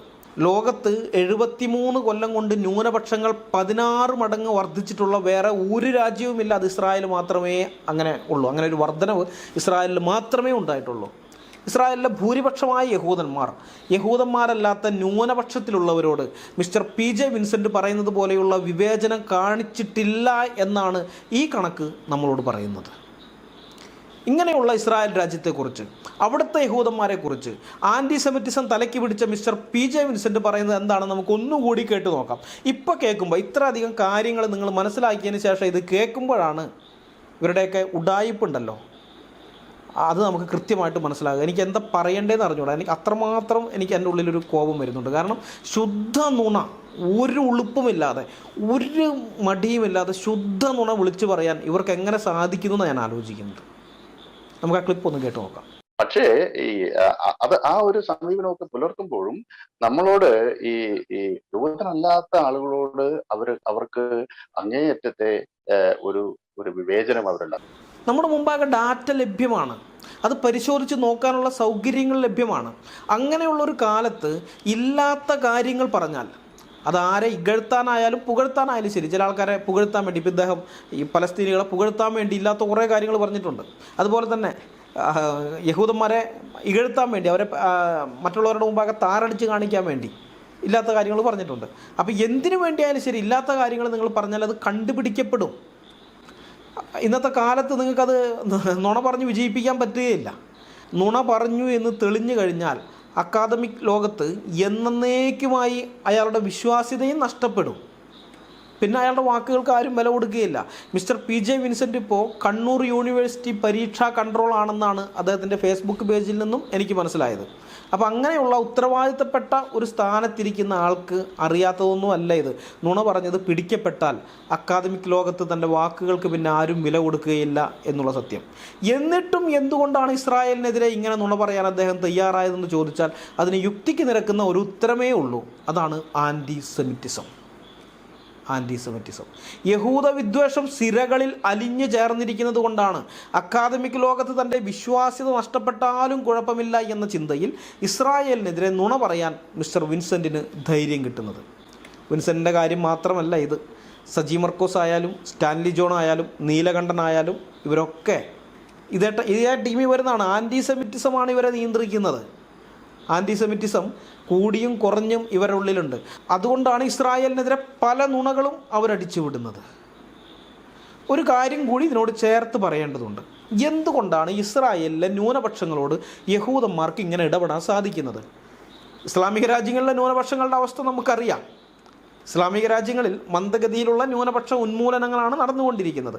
എന്നാൽ ഇസ്രായേലിൽ ന്യൂനപക്ഷങ്ങളുടെ വൻ വർധനവ് ലോകത്ത് വേറെ ഒരു രാജ്യത്തിലും കാണാത്ത വിധത്തിലുള്ള വൻ വർധനവാണ് ഉണ്ടായിട്ടുള്ളത്. 73 കൊല്ലം കൊണ്ട് 16 ഇരട്ടിക്കടുത്തുള്ള വർധനവിനോട് താരതമ്യം ചെയ്യാൻ ലോകത്ത് വേറെ ഒരു രാജ്യവും ഇല്ല. ഒരു രാജ്യത്തിലെ ന്യൂനപക്ഷങ്ങൾ ഇത്രയധികം വർദ്ധിച്ചിട്ടില്ല. ഇസ്രായേലിലെ ന്യൂനപക്ഷങ്ങൾക്ക് ഇങ്ങനെയുള്ള പ്രത്യേക പരിഗണന കിട്ടിയത് എന്തുകൊണ്ടാണ്? അല്ലെങ്കിൽ യഹൂദൻ എന്തുകൊണ്ടാണ് ഇവർക്ക് പ്രത്യേകമായ പരിഗണന കൊടുത്തത്? അതിൻ്റെ കാരണം നാം പോകുമ്പോൾ അത് ചെന്ന് നിൽക്കുന്നത് ഇവരുടെ വിശുദ്ധ ഗ്രന്ഥമായ തോറയിലാണ്. അഥവാ ക്രൈസ്തവരുടെ കൈവശമിരിക്കുന്ന പഴയ നിയമമുണ്ടല്ലോ, ആ പഴയ നിയമ പുസ്തകത്തിലാണ്. കാരണം അവരുടെ വിശുദ്ധ ഗ്രന്ഥമായ തോറയിൽ പറയുന്ന കുറച്ച് ബൈബിൾ വാക്യങ്ങൾ ഞാനിപ്പോൾ നിങ്ങളുടെ മുമ്പാകെ വയ്ക്കുകയാണ്. തോറയിൽ പറയുന്നത് ഇങ്ങനെയാണ്: നിങ്ങൾ പരദേശിയെ ദ്രോഹിക്കുകയോ ഞെരുക്കുകയോ അരുത്. നിങ്ങൾ ഈജിപ്തിൽ പരദേശികളായിരുന്നല്ലോ. വിധവയെയോ അനാഥനെയോ നിങ്ങൾ പീഡിപ്പിക്കരുത്. നിങ്ങൾ അവരെ ഉപദ്രവിക്കുകയും അവർ എന്നെ വിളിച്ചു കരയുകയും ചെയ്താൽ നിശ്ചയമായും ഞാൻ അവരുടെ നിലവിളി കേൾക്കും. എൻ്റെ കോപം ജ്വലിക്കുകയും നിങ്ങളെ ഞാൻ വാൾ കൊണ്ട് വധിക്കുകയും ചെയ്യും. അപ്പോൾ നിങ്ങളുടെ ഭാര്യമാർ വിധവകളും നിങ്ങളുടെ മക്കൾ അനാഥരുമായി തീരും. പുറപ്പാട് പുസ്തകം 22-ാം അധ്യായത്തിൻ്റെ 21-ാമത്തെ വാക്യം. പരദേശിയെയോ വിധവയെയോ അനാഥനെയോ നിങ്ങൾ ഉപദ്രവിച്ചാൽ അവരുടെ കരച്ചിൽ ഞാൻ കേൾക്കും, അവർക്ക് വേണ്ടി ഞാൻ നിങ്ങളോട് പ്രതികാരം ചെയ്യും എന്നാണ് യഹൂദൻ്റെ ന്യായപ്രമാണത്തിൽ അവൻ്റെ ദൈവം അവനോട് പറയുന്നത്. പുറപ്പാട് പുസ്തകം 23:9 പറയുന്നത് ഇങ്ങനെയാണ്: നിങ്ങൾ പരദേശികളെ പീഡിപ്പിക്കരുത്. ഈജിപ്തിൽ പരദേശികളായിരുന്ന നിങ്ങൾക്ക് പരദേശികളുടെ ഹൃദയ വികാരങ്ങൾ അറിയാമല്ലോ. പുറപ്പാട് 23:9. ലേവ്യ പുസ്തകം 19-ാം അധ്യായത്തിലും ഇത് പറയുന്നുണ്ട്. നിങ്ങളുടെ നാട്ടിൽ വന്ന് താമസിക്കുന്ന വിദേശിയെ ഉപദ്രവിക്കരുത്. നിങ്ങളുടെ ഇടയിൽ വസിക്കുന്ന വിദേശിയെ നിങ്ങൾ സ്വദേശിയെപ്പോലെ കണക്കാക്കണം. നിങ്ങളെപ്പോലെ തന്നെ അവനെയും സ്നേഹിക്കണം. കാരണം നിങ്ങൾ ഈജിപ്ത് ദേശത്ത് വിദേശികളായിരുന്നു. ഞാനാണ് നിങ്ങളുടെ ദൈവമായ കർത്താവ്. ലേവ്യ പുസ്തകം 19-ാം അധ്യായത്തിൻ്റെ 33-34 വാക്യങ്ങൾ. അവസാനം പറഞ്ഞ് ശ്രദ്ധിച്ചോ, ഞാനാണ് നിങ്ങളുടെ ദൈവമായ കർത്താവ് എന്ന് പറഞ്ഞാൽ നീ ഇവിടെ എന്ത് ചെയ്യണമെന്ന് ഞാൻ പറയും, അത് നീ അനുസരിച്ചോളണം എന്നാണ് ആ പറയുന്നത്. ഞാൻ നിൻ്റെ ദൈവമാണ്, ഞാൻ പറയുന്നു നീ ഇങ്ങനെ ചെയ്യാൻ പാടുള്ളൂ. നിങ്ങളുടെ അടുത്തുള്ള താമസിക്കുന്ന ഒരു വിദേശി അല്ലെങ്കിൽ ഒരു പരദേശി ഒരുത്തം വന്ന് താമസിക്കുന്നുണ്ടെങ്കിൽ നീ അവനെ സ്വദേശിയെപ്പോലെ തന്നെ പരിഗണിക്കണം. അത് വെറുതെ ഒന്നുമല്ല, എങ്ങനെയാണ് പരിഗണിക്കേണ്ടതെന്നുള്ളത് കൂടി പറയുന്നുണ്ട് ദൈവം. എങ്ങനെയാണെന്നറിയാം, അവനെ ഉപദ്രവിക്കരുതെന്ന് മാത്രമല്ല, നീ അവനെ ഉപദ്രവിക്കരുത്, ഒന്നും ചെയ്യരുത്, അവനെങ്കിലും ജീവിച്ചു പോക്കട്ടെ എന്നൊന്നുമല്ല. അവരുടെ കാര്യത്തിൽ, ദരിദ്രന്മാരുടെയും പരദേശികളുടെയും കാര്യത്തിൽ നിങ്ങൾക്ക് കരുതൽ വേണം. നിങ്ങൾ അവർക്ക് വേണ്ടി കരുതണം എന്ന് യഹോവയായ ദൈവം ഇസ്രായേൽ ജനത്തോട് ആവശ്യപ്പെട്ടിട്ടുണ്ട്. ലേവ്യ പുസ്തകം 19-ാം അധ്യായത്തിൻ്റെ 9-10 വാക്യങ്ങൾ ഇങ്ങനെയാണ്: നിങ്ങൾ ധാന്യം കൊയ്യുമ്പോൾ വയലിൻ്റെ അതിർത്തി തീർത്ത് കൊയ്തെടുക്കരുത്. കൊയ്ത്തിന് ശേഷം കാലാ പെറുക്കുകയും അരുത്. മുന്തിരിത്തോട്ടത്തിലെ ഫലങ്ങളും തീർത്ത് പറിക്കരുത്. വീണ് കിടക്കുന്ന പഴം പെറുക്കിയെടുക്കുകയും അരുത്. പാവങ്ങൾക്കും പരദേശികൾക്കുമായി അത് നീക്കി വയ്ക്കുക. ഞാനാകുന്നു നിങ്ങളുടെ ദൈവമായ കർത്താവ്. ഇവിടെ ഒരുപക്ഷെ ഈ കാലാ പെറുക്കുക എന്ന് പറഞ്ഞിരിക്കുന്നത് എന്താണെന്ന് ഒരുപക്ഷെ നിങ്ങൾക്ക് മനസ്സിലാകാൻ സാധ്യതയില്ല. അതുകൊണ്ട് ഞാൻ ഒന്ന് വിശദീകരിക്കാം. ഈ നെല്ലോ ഗോതമ്പോ യവമോ ഒക്കെ കൊയ്യുന്ന സമയത്ത്, ഇങ്ങനെ കൊയ്തുകൊണ്ടിരിക്കുന്ന സമയത്ത് കയ്യിൽ നിന്ന് ഒരു കതിര് അല്ലെങ്കിൽ 2 കതിര് അങ്ങനെയൊക്കെ നിലത്ത് വീണെന്ന് വെച്ചോ. നമ്മൾ സാധാരണഗതിയിൽ എന്ത് ചെയ്യും, എൻ്റെ ചെറുപ്പത്തിലൊക്കെ ഞാൻ കുറേ കൊയ്യാൻ പോയിട്ടുള്ളതാണ്. അപ്പോൾ അങ്ങനെ കൊയ്യുന്ന സമയത്ത് വീണ് കഴിഞ്ഞാൽ നമ്മളത് എടുത്ത് ഇതിനകത്ത് ചേർത്ത് വെച്ച് പിന്നെ കറ്റയായിട്ട് കെട്ടുകയാണ് ചെയ്യുന്നത്. പക്ഷേ ഇസ്രായേലിനോട് ദൈവം പറയുകയാണ്, അങ്ങനെ ആ കൈ എന്ന് വീണ് പോകുന്ന കതിരുണ്ടല്ലോ, ആ കതിരിനെയാണ് കാലാന്ന് പറയുന്നത്. ആ കതിരത് നീ പെറുക്കാൻ പാടില്ല. അങ്ങനെ വീണ് കഴിഞ്ഞാൽ, അവൻ്റെ കയ്യിൽ നിന്ന് അത് വീണ് പോയി കഴിഞ്ഞാൽ പിന്നെ തിരിച്ചു നിന്ന് പെറുക്കിയെടുക്കരുത്. അത് അങ്ങനെ തന്നെ അവിടെ വിട്ടേക്കണം. അതിനാണെന്നറിയോ, ഈ കാലാ പെറുക്കാൻ വരുന്ന ആളുകളുണ്ട്, വളരെ ദരിദ്രന്മാരായിരിക്കുന്ന, ദേശത്തെ വളരെ ദരിദ്രന്മാരായ ആളുകൾ, അതുപോലെ പരദേശികൾ. അവർക്ക് വേണ്ടിയാണ് കാലാ പെറുക്കുന്നത്. അവരാ വന്ന് പെറുക്കുക. അപ്പോൾ അവർക്ക് വേണ്ടി അതങ്ങ് വിട്ടേക്കണം. അതുപോലെ തന്നെ നിലം കൊയ്യുമ്പോൾ അരികു തീർത്ത് കൊയ്യരുത്. ആ കണ്ടത്തിൻ്റെ അതിരുണ്ടല്ലോ, അതിൽ കുറേ ഭാഗം അത് കൊയ്യാതെ വിട്ടേക്കണം. അത് അവൻ വന്ന് കൊയ്തോളും. പരദേശിയോ അല്ലെങ്കിൽ ദരിദ്രനോ അവൻ അവകാശപ്പെട്ടതാണത്. അവൻ വന്നത് കൊയ്തെടുത്തോട്ടെ എന്ന് കരുതി അത് നീ കൊയ്യാതെ വിടണം. അതുപോലെ മുന്തിരിത്തോട്ടത്തിൽ നിന്ന് മുന്തിരിപ്പഴങ്ങൾ പറിക്കുമ്പോൾ അത് മുഴുവൻ പറിച്ചെടുക്കരുത്, കുറേ അവിടെ തന്നെ നിർത്തണം. അതുപോലെ ഈ പറിച്ചെടുക്കുന്ന സമയത്ത് വീണെന്ന് വെച്ചോ, നിലത്ത് നിലത്തുനിന്ന് പറിക്കെടുക്കരുത്. അത് ദരിദ്രന്മാർക്കും പരദേശികൾക്കൊക്കെ അവകാശപ്പെട്ടതാണ്, അവരെടുത്തോട്ടെ എന്ന് കരുതി അത് വിട്ടേക്കണം. ഇതാണ് യഹൂദൻ്റെ ദൈവം അവൻ്റെ ന്യായപ്രമാണത്തിൽ അവനോട് കൽപ്പിച്ചിരിക്കുന്നത്. ഈ കൽപ്പന ന്യായപ്രമാണത്തിൽ യഹോവയായ ദൈവം വീണ്ടും നൽകുന്നുണ്ട്. ലേവ്യ പുസ്തകം 23:22. നിങ്ങൾ വയലിൽ കൊയ്യുമ്പോൾ അരികു തീർത്ത് കൊയ്യരുത്. വിളവെടുപ്പിന് ശേഷം കാലാ പെറുക്കരുത്. അത് പാവങ്ങൾക്കും പരദേശികൾക്കുമായി വിട്ടുകൊടുക്കണം. ഞാനാണ് നിങ്ങളുടെ ദൈവമായ കർത്താവ്. ലേവ്യ പുസ്തകം 23:22. ഇനി നിയമാവർത്തന പുസ്തകത്തിലും ഈ കൽപ്പന ദൈവം ആവർത്തിക്കുന്നുണ്ട്. നിൻ്റെ വയലിൽ വിളവ് കൊയ്യുമ്പോൾ ഒരു കറ്റ അവിടെ മറന്നിട്ട് പോന്നാൽ അതെടുക്കാൻ തിരികെ പോകരുത്. നിൻ്റെ ദൈവമായ കർത്താവ് നിൻ്റെ സകല പ്രവൃത്തിയിലും നിന്നെ അനുഗ്രഹിക്കേണ്ടതിന് അത് പരദേശിക്കും അനാഥനും വിധവയ്ക്കും ഉള്ളതായിരിക്കട്ടെ. ഒലിവ് മരത്തിൻ്റെ ഫലം തല്ലിക്കൊഴിക്കുമ്പോൾ കൊമ്പുകളിൽ ശേഷിക്കുന്നത് പറിക്കരുത്. അത് പരദേശിക്കും വിധവയ്ക്കും അനാഥനും ഉള്ളതാണ്. മുന്തിരിത്തോട്ടത്തിലെ പഴം ശേഖരിക്കുമ്പോൾ കാലാ പെറുക്കരുത്. അത് പരദേശിക്കും അനാഥനും വിധവയ്ക്കും ഉള്ളതാണ്. നീ ഈജിപ്തിൽ അടിമയായിരുന്നുവെന്നോർക്കണം. അതുകൊണ്ടാണ് ഇപ്രകാരം ചെയ്യാൻ നിന്നോട് ഞാൻ കൽപ്പിക്കുന്നത്. നിയമാവർത്തന പുസ്തകം 24-ാം അധ്യായത്തിൻ്റെ 21-ാമത്തെ വാക്യം. അപ്പോൾ വ്യക്തമായിട്ട് ദൈവം പറയാണ്, പരദേശിയെ നീ ഉപദ്രവിക്കരുതെന്ന് മാത്രമല്ല, പരദേശിക്ക് വേണ്ടി നീ കരുതണം. അവന് വേണ്ടി പലതും ചെയ്യണം. പരദേശി, അനാഥൻ, വിധവ, ദരിദ്രർ, അങ്ങനെയുള്ള ആളുകളെ, ഇസ്രായേൽ ദേശത്തിനകത്തുള്ള വളരെ കഷ്ടപ്പാടിലായിരിക്കുന്ന ആളുകളുണ്ടല്ലോ, അപ്പോൾ അങ്ങനെയുള്ള ആൾക്കാരുണ്ടല്ലോ, അവർക്ക് വേണ്ടി നീ കരുതണം. ഇനി കരുതൽ മാത്രമല്ല, പരദേശിയോട് അനീതി കാണിക്കരുത്, അവന് നീതി നിഷേധിക്കരുതെന്ന് ദൈവം ഇസ്രായേൽ ജനത്തോട് പറഞ്ഞിട്ടുണ്ട്. ഇതൊക്കെ നിങ്ങൾ ഇസ്ലാമിൻ്റെ പ്രമാണമായിട്ടൊക്കെ ഒന്ന് ചേർത്ത് ചിന്തിച്ച് നോക്കണം. അപ്പോഴാണ് ഇതിൻ്റെയൊക്കെ രസം മനസ്സിലാവുക. ഇസ്ലാമിക ആധിപത്യത്തിലേക്ക് വന്ന മുസ്ലിങ്ങളല്ലാത്തവരെല്ലാം ദിമ്മികളാണ്, രണ്ടാം തരം പൗരന്മാരാണ്. എല്ലാവിധമായ പൗരാവകാശവും അവിടെ നിഷേധിക്കപ്പെടും അവർക്ക്. അതിനെക്കുറിച്ച് ഇസ്ലാം എന്നുള്ള വിഷയത്തിൽ നമ്മൾ പിന്നെ എപ്പോഴെങ്കിലും നോക്കാം. ഞാനിപ്പോൾ സൂചിപ്പിച്ചെന്നേ ഉള്ളൂ. അപ്പോൾ ഈ ദൈവം അവിടെ പറയുന്നത് അവർ നീതി നിഷേധിക്കരുതെന്ന് ദൈവം ഇസ്രായേൽ ജനത്തോട് പറഞ്ഞിരിക്കുന്ന ആ കാര്യം ഞാനതൊന്ന് വായിക്കാം. പരദേശിക്കും അനാഥനും നീതി നിഷേധിക്കരുത്, വിധവയുടെ വസ്ത്രം പണയം വാങ്ങുകയും അരുത്. നീ ഈജിപ്തിൽ അടിമയായിരുന്നുവെന്നും നിന്റെ ദൈവമായ കർത്താവ് നിന്നെ അവിടെ നിന്ന് മോചിപ്പിച്ചുവെന്നും ഓർക്കണം. അതുകൊണ്ടാണ് ഇങ്ങനെ ചെയ്യണമെന്ന് നിന്നോട് ഞാൻ കൽപ്പിക്കുന്നത്. നിയമാവർത്തനം 24-ാം അധ്യായത്തിൻ്റെ 17-18 വാക്യങ്ങൾ. പിന്നെ പുറപ്പാട് പുസ്തകത്തിൽ ദൈവം വീണ്ടും പറയുന്നുണ്ട്, സ്വദേശിക്കും നിങ്ങളുടെ ഇടയിൽ പാർക്കുന്ന പരദേശിക്കും ഒരു നിയമമേ ഉണ്ടാകാവൂ. പുറപ്പാട് പുസ്തകം 12:49. വീണ്ടും ദൈവം പറയുന്നുണ്ട് ലേവ്യ പുസ്തകം 24-22, സ്വദേശിക്കും വിദേശിക്കും ഒരേ നിയമം തന്നെ, ഞാനാണ് നിങ്ങളുടെ ദൈവമായ കർത്താവ്. ലേവ്യർ 24:22. പിന്നെയും ദൈവം അത് പറയുന്നുണ്ട്, സമൂഹത്തിന് മുഴുവൻ നിങ്ങൾക്കും നിങ്ങളോടുകൂടെ വസിക്കുന്ന പരദേശികൾക്കും എക്കാലവും ഒരേ നിയമമായിരിക്കും. നിങ്ങളും പരദേശികളും കർത്താവിൻ്റെ മുമ്പിൽ ഒന്നുപോലെ തന്നെ. നിങ്ങൾക്കും നിങ്ങളോടുകൂടെ വസിക്കുന്ന പരദേശികൾക്കും ഒരേ നിയമവും ചട്ടവും ആയിരിക്കണം. സംഖ്യാപുസ്തകം 15-ാം അധ്യായത്തിൻ്റെ 15-16 വാക്യങ്ങൾ. പിന്നെ ആവർത്തന പുസ്തകത്തിൽ വീണ്ടും ഇത് തന്നെ, ഇത് മോശ പറയുന്നതാണ്. മോശ ആ പഴയ കാര്യങ്ങൾ ഓർമ്മിപ്പിച്ചുകൊണ്ട് അവരോട് പറയുന്നതാണ്. അക്കാലത്ത് ഞാൻ നിങ്ങളുടെ ന്യായാധിപന്മാരോട് കൽപ്പിച്ചു, നിങ്ങളുടെ സഹോദരരുടെ ഇടയിലുള്ള തർക്കങ്ങൾ വിചാരണ ചെയ്യുവിൻ. സഹോദരർ തമ്മിലോ പരദേശിയുമായോ ഉണ്ടാകുന്ന തർക്കങ്ങൾ കേട്ട് നീതിപൂർവം വിധിക്കുവിൻ. ന്യായം വിധിക്കുന്നതിൽ പക്ഷപാതം കാണിക്കാതെ ചെറിയവൻ്റെയും വലിയവൻ്റെയും വാദങ്ങൾ ഒന്നുപോലെ കേൾക്കണം. ന്യായവിധി ദൈവത്തിൻ്റേതാകയാൽ നിങ്ങൾ മനുഷ്യനെ ഭയപ്പെടേണ്ട. നിങ്ങൾക്ക് തീരുമാനിക്കാൻ പ്രയാസമുള്ള തർക്കങ്ങൾ എൻ്റെ അടുക്കൽ കൊണ്ടുവരുവിൻ, ഞാൻ അവ തീരുമാനിച്ചു കൊള്ളാം. നിയമാവർത്തന പുസ്തകം 1-ാം അധ്യായത്തിൻ്റെ 16-17 വാക്യങ്ങളിലാണ്. വീണ്ടും തോറയിൽ ഇങ്ങനെയാണ് നാം വായിക്കുന്നത്, അവിടുന്ന് അനാഥർക്കും വിധവകൾക്കും നീതി നടത്തി കൊടുക്കുന്നു, ഭക്ഷണവും വസ്ത്രവും നൽകി പരദേശിയെ സ്നേഹിക്കുകയും ചെയ്യുന്നു. അതിനാൽ പരദേശിയെ സ്നേഹിക്കുക, ഈജിപ്തിൽ നിങ്ങൾ പരദേശികളായിരുന്നുവല്ലോ. നിയമാവർത്തനം 10-ാം അധ്യായം 18-19 വാക്യങ്ങൾ. നിയമാവർത്തന പുസ്തകത്തിൻ്റെ 27-ാം അധ്യായത്തിൽ 12 ശാപങ്ങളെക്കുറിച്ച് ദൈവം പറയുന്നുണ്ട്.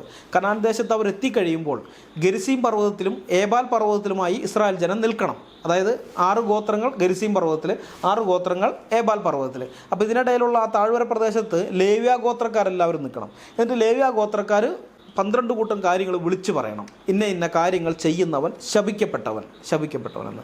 അപ്പോൾ ഇത് കേൾക്കുമ്പോൾ 2 പർവ്വതങ്ങളിലായി നിൽക്കുന്ന ഇസ്രായേൽ ജനം മുഴുവൻ ആമേൻ എന്ന് ഉറക്കെ മറുപടി പറയണം. അതായത് ഇത് ചെയ്യുന്നവൻ ശപിക്കപ്പെട്ടവൻ തന്നെയാണ്, ഞങ്ങൾ ഈ ശപിക്കപ്പെട്ട പ്രവൃത്തി ചെയ്യുകയില്ല എന്നാണ് അവരതിലൂടെ പറയുന്നത്. അപ്പോൾ ഈ 12 കൂട്ടം കാര്യം ഇത് ഇസ്രായേലിൻ്റെ ജീവിതത്തിൽ വളരെ പ്രാധാന്യം അർഹിക്കുന്നതാണ്. അവരെ സംബന്ധിച്ച് ഇതിൽ ഏതെങ്കിലും ഒന്ന് ചെയ്തു കഴിഞ്ഞാൽ അത് ഇസ്രായേൽ ജനത്തിൻ്റെ മൊത്തം ശാപം തങ്ങളുടെ മേൽ വരും എന്നാണ് അവർ വിശ്വസിക്കുന്നത്. കാരണം അന്ന് ഇസ്രായേൽ ജനം അവിടെ കടന്നു കഴിഞ്ഞിട്ട് ദൈവം ഏറ്റവും ആദ്യം ചെയ്യാൻ പറയുന്ന പ്രവൃത്തി ഇതാണ്.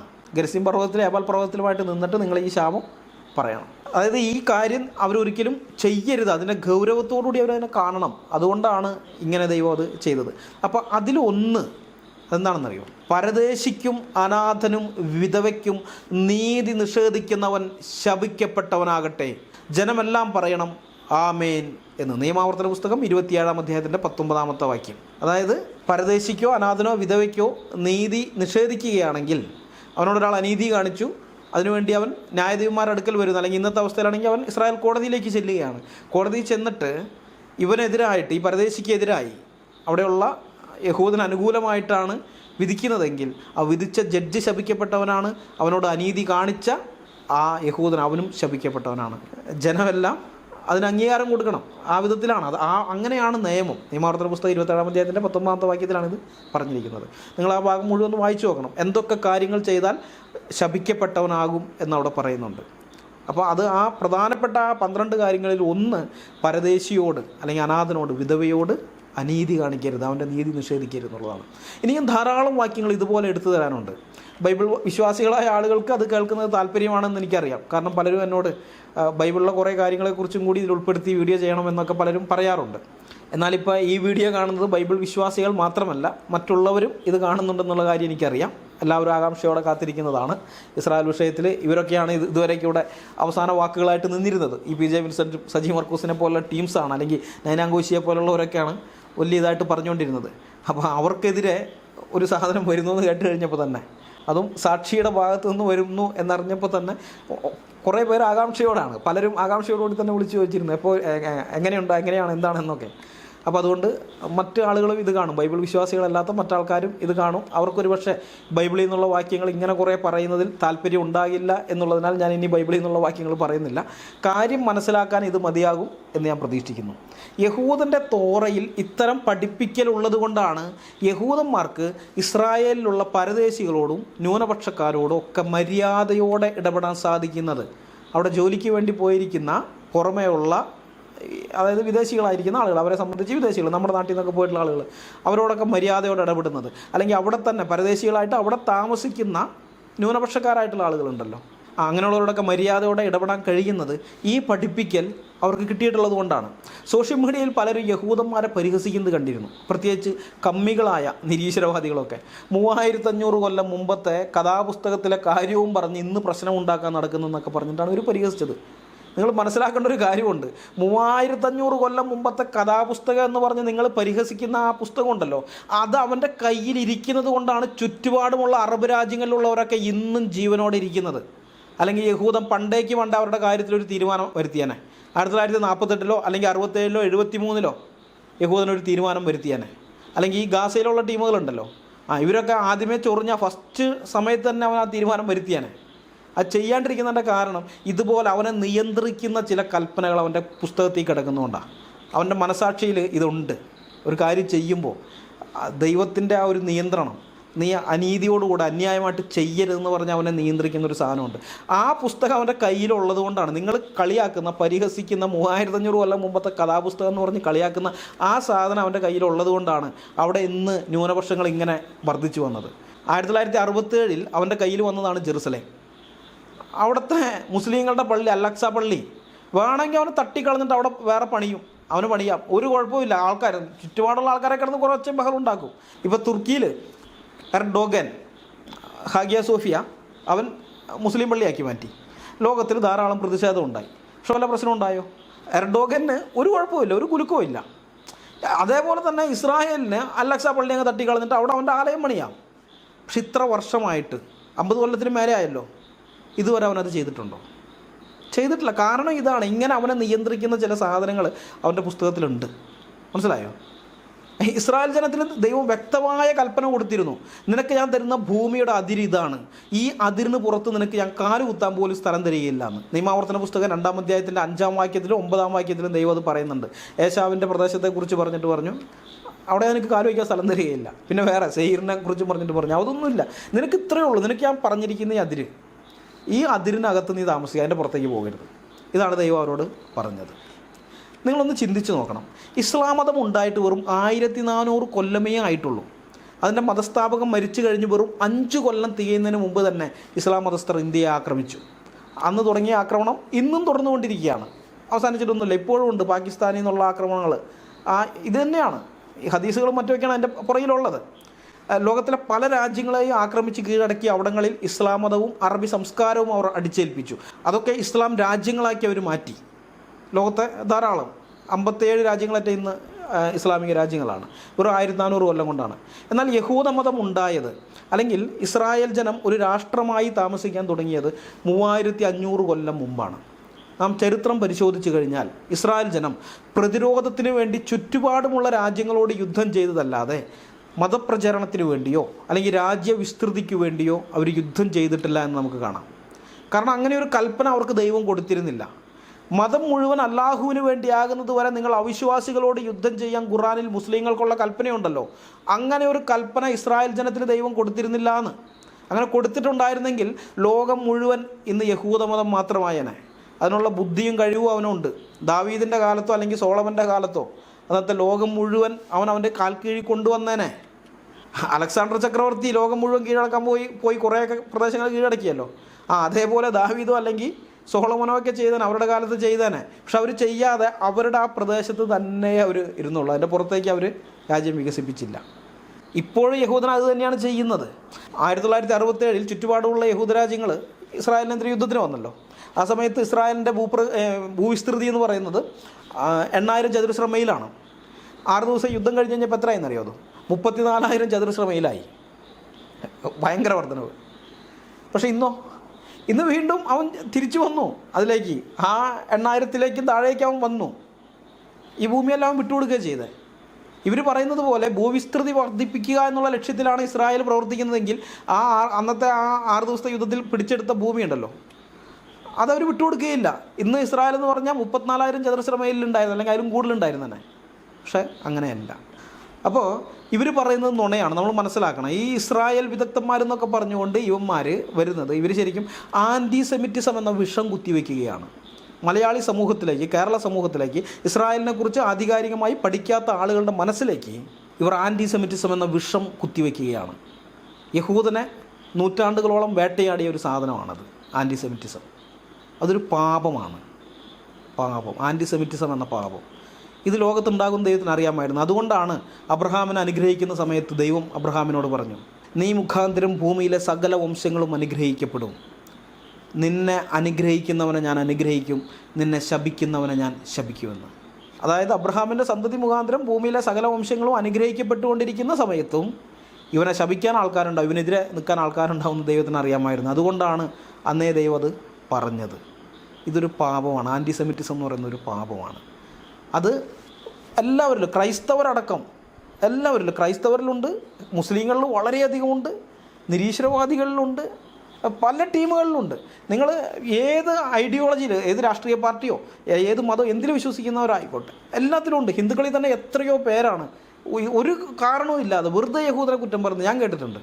ഒരു കാര്യവും ഇല്ലാതെ. ഇവരൊന്നും പഠിച്ചിട്ടില്ല. ഈ ടീംസ് പറയുന്നത് കേട്ടിട്ട് അന്ധമായി അത് വിശ്വസിച്ചിട്ട് യഹൂദിനെതിരെ തിരിയാണ്. ഇതാണ് ഈ ആൻറ്റിസെമിറ്റിസം എന്ന് പറയുന്ന പാപം. അത് എടുത്തു കളയുക, മനസ്സിൽ നിന്ന് മാറ്റി കളയുക. അത് ഭയങ്കര ദോഷം ചെയ്യുന്ന, അപകടം ചെയ്യുന്നൊരു സാധനമാണത്. വീഡിയോ വളരെ ദൈർഘ്യമായി. എന്നാലും ഒരു കാര്യം ഞാൻ ഇതാക്കുകയാണ്, അടുത്ത വീഡിയോയെക്കുറിച്ച് ഞാൻ പറയാം. പലസ്തീനുകളെക്കുറിച്ച് മിസ്റ്റർ PJ വിൻസെൻ്റ് എന്നാണ് പറഞ്ഞതെന്നുള്ള കാര്യം കൂടി ഞാൻ നിങ്ങളുടെ ശ്രദ്ധയിൽ കൊണ്ടുവരികയാണ്. പക്ഷെ പലസ്തീനികൾ നേരെ തിരിച്ചാണ്. അവര് എല്ലാവരോടും സൗഹൃദമാണ്. അവർക്കാകെ അവരുടെ പ്രാന്തവൽക്കരണവും ഭൂമി നഷ്ടപ്പെട്ടതും അഭയാർത്ഥികളായി കഴിയുന്നതുമായിട്ടുള്ള സങ്കടങ്ങളാണ്. ആ സങ്കടങ്ങൾക്കൊപ്പം വളരെ ഉയർന്ന ജനാധിപത്യ ബോധവും പരമപ്രധാനമായിട്ടുള്ളത് അവരുടെ ഒരു സോഷ്യലിസ്റ്റ് കാഴ്ചപ്പാട് തന്നെയാണ്. ലോകം ഞങ്ങൾക്കൊരു രാജ്യം ഉണ്ടാവണം എന്നതിനപ്പുറത്തേക്ക് ലോകത്തിലെ വിമോചന പ്രസ്ഥാനങ്ങളോടൊക്കെ ഐക്യപ്പെടുന്ന ഒരു മനോഭാവം കൂടി പലസ്തീനികളുടെ ചിന്തയിലും അവരുടെ പ്രവൃത്തിയിലും നമുക്ക് കാണാൻ സാധിക്കും. കാരണം ദൈനംദിനം ഒരു കീഴടക്കപ്പെട്ട ജനതയുടെ പ്രതിരോധത്തിലൂടെ കടന്നു പോകുമ്പോൾ അവരുടെ സ്വന്തം അനുഭവങ്ങളോട് മാത്രമല്ല, ലോകത്തിലെ മറ്റിതര ജനങ്ങളുടെ വിമോചന പ്രസ്ഥാനത്തോടും ആശയങ്ങളോടും കൂടി ഐക്യപ്പെടുന്ന ഒരു ചിന്തയും മനോഭാവവും പലസ്തീനികളുടെ സമീപനത്തിൽ നമുക്ക് കാണാൻ സാധിക്കും. പിന്നെ പലസ്തീനിൽ തന്നെ 10% ആളുകൾ മുസ്ലിമുകളല്ല, ക്രിസ്ത്യാനികളാണ്, പലസ്തീനിയൻ ക്രിസ്ത്യൻസ് ആണ്. യഥാർത്ഥത്തിൽ പലസ്തീൻ ദേശീയ പ്രസ്ഥാനത്തിന് തുടക്കം കുറിച്ചത്, പലസ്തീൻ ദേശീയ പ്രസ്ഥാനം മാത്രമല്ല, അറബ് ദേശീയതയുടെ തന്നെ തുടക്കം ഈ അറബ് മുസ്ലിംസിന്റെ ഇടയിൽ നിന്നാണ്. ഇപ്പം ബാത്ത് അറബ് ദേശീയ പ്രസ്ഥാനം നമുക്കറിയാം. അതിന്റെ എല്ലാം സൈദ്ധാന്തിക അടിത്തറ പാകിയത് മീഷേൽ അഫ്ലാഖ് എന്ന പേരായ അറബ് ക്രിസ്ത്യനാണ്. PLO സ്ഥാപിച്ചത് ജോൺ ഹബാഷ. അദ്ദേഹം ഒരു പലസ്തീനിയൻ ക്രിസ്ത്യനാണ് എന്ന് നിങ്ങൾക്കറിയാം. അപ്പൊ ഇങ്ങനെ ഒരു മിക്സഡ് പോപ്പുലേഷൻ ആണ് അവിടെ ഉള്ളത്. അപ്പൊ പലസ്തീൻ അകത്തേക്ക് വെസ്റ്റ് ബാങ്കിലൊക്കെ ഗാസയിലൊക്കെ ചെന്നാൽ അതിന്റെ ഉള്ളിലകത്ത് അവർ പലസ്തീനിയൻ എന്ന ഐഡന്റിറ്റിയിൽ തന്നെയാണ് നിൽക്കുന്നത്. വളരെ ചെറിയൊരു ശതമാനം ജൂതന്മാർ അവിടെ താമസിക്കുന്നുണ്ട്. അവരും പലസ്തീനികളായിട്ട് തന്നെയാണ് താമസിക്കുന്നത്. അവർ പണ്ട് മുതലേ അവിടെ താമസിച്ചു വന്നവരുടെ തലമുറയാണ്. അവർക്ക് സയനിസ്റ്റ് ആശയങ്ങളുമായിട്ട് ഒരു ബന്ധവുമില്ല. അവരും പലസ്തീനിയൻ ദേശീയതയുടെ ഭാഗമായി നിൽക്കുന്നവരാണ്. സത്യം പറഞ്ഞാൽ അക്കാദമിക് രംഗത്തുള്ള ഒരാളിൽ നിന്ന് ഇത്ര കടുത്ത അശ്ലീലം നിറഞ്ഞൊരു പ്രസ്താവന ഞാൻ ഈ അടുത്ത കാലത്തൊന്നും കേട്ടിട്ടേയില്ല. ജീവിക്കാൻ വേണ്ടി നുണ പറയുന്നവരെ ഞാൻ ധാരാളം കണ്ടിട്ടുണ്ട്. പക്ഷെ നുണ പറയാൻ വേണ്ടി ജീവിക്കുന്നവരെ ഞാൻ അപൂർവമായേ കണ്ടിട്ടുള്ളൂ. പലസ്തീനികളെക്കുറിച്ച് മിസ്റ്റർ വിൻസെൻ്റ് പറഞ്ഞത് കേൾക്കുമ്പോൾ ആർക്കും തോന്നും ഒരു മധുര മനോഹര മനോജ്ഞ ദേശമായി പരിലസിക്കുന്ന ഒന്നാണ് പലസ്തീനെന്ന്. എന്നാൽ എന്താണ് പലസ്തീനിലെ അവസ്ഥ? മിസ്റ്റർ വിൻസെൻ്റ് പറഞ്ഞതുപോലെ വളരെ ഉയർന്ന ജനാധിപത്യ ബോധമുള്ളവരാണോ പലസ്തീനികൾ? അവർ സോഷ്യലിസ്റ്റ് കാഴ്ചപ്പാടുള്ളവരാണോ? പലസ്തീനിലുള്ള ന്യൂനപക്ഷക്കാരായ ക്രിസ്ത്യാനികളുടെ അവസ്ഥ വിൻസെൻ്റ് പറഞ്ഞതുപോലെ തന്നെ ആണോ? മിസ്റ്റർ വിൻസെൻ്റ് പറയുന്ന ഈ പലസ്തീൻ വിമോചന പോരാളികൾ ലോകത്തെ മറ്റ് വിമോചന പ്രസ്ഥാനങ്ങളുമായി ഐക്യപ്പെടുന്നവരാണോ? ഈ കാര്യങ്ങൾ ദൈവം അനുവദിച്ചാൽ നമുക്ക് അടുത്ത വീഡിയോയിൽ പരിശോധിച്ച് നോക്കാം. വിശദമായി തന്നെ, ഇപ്പോൾ ഇത് പരിശോധിച്ചതുപോലെ തന്നെ അത് നമുക്ക് വിശദമായി പരിശോധിച്ച് നോക്കാം. അതുവരേക്കും ഈ കൊറോണ കാലത്ത് നമ്മളെല്ലാവരെയും കർത്താവായ യേശു ക്രിസ്തു കാത്തു സൂക്ഷിക്കുമാറാകട്ടെ. അവിടുത്തെ വിലയേറിയ നാമം മാത്രം എന്നും എന്നേക്കും വാഴ്ത്തപ്പെടട്ടെ. ആമേൻ.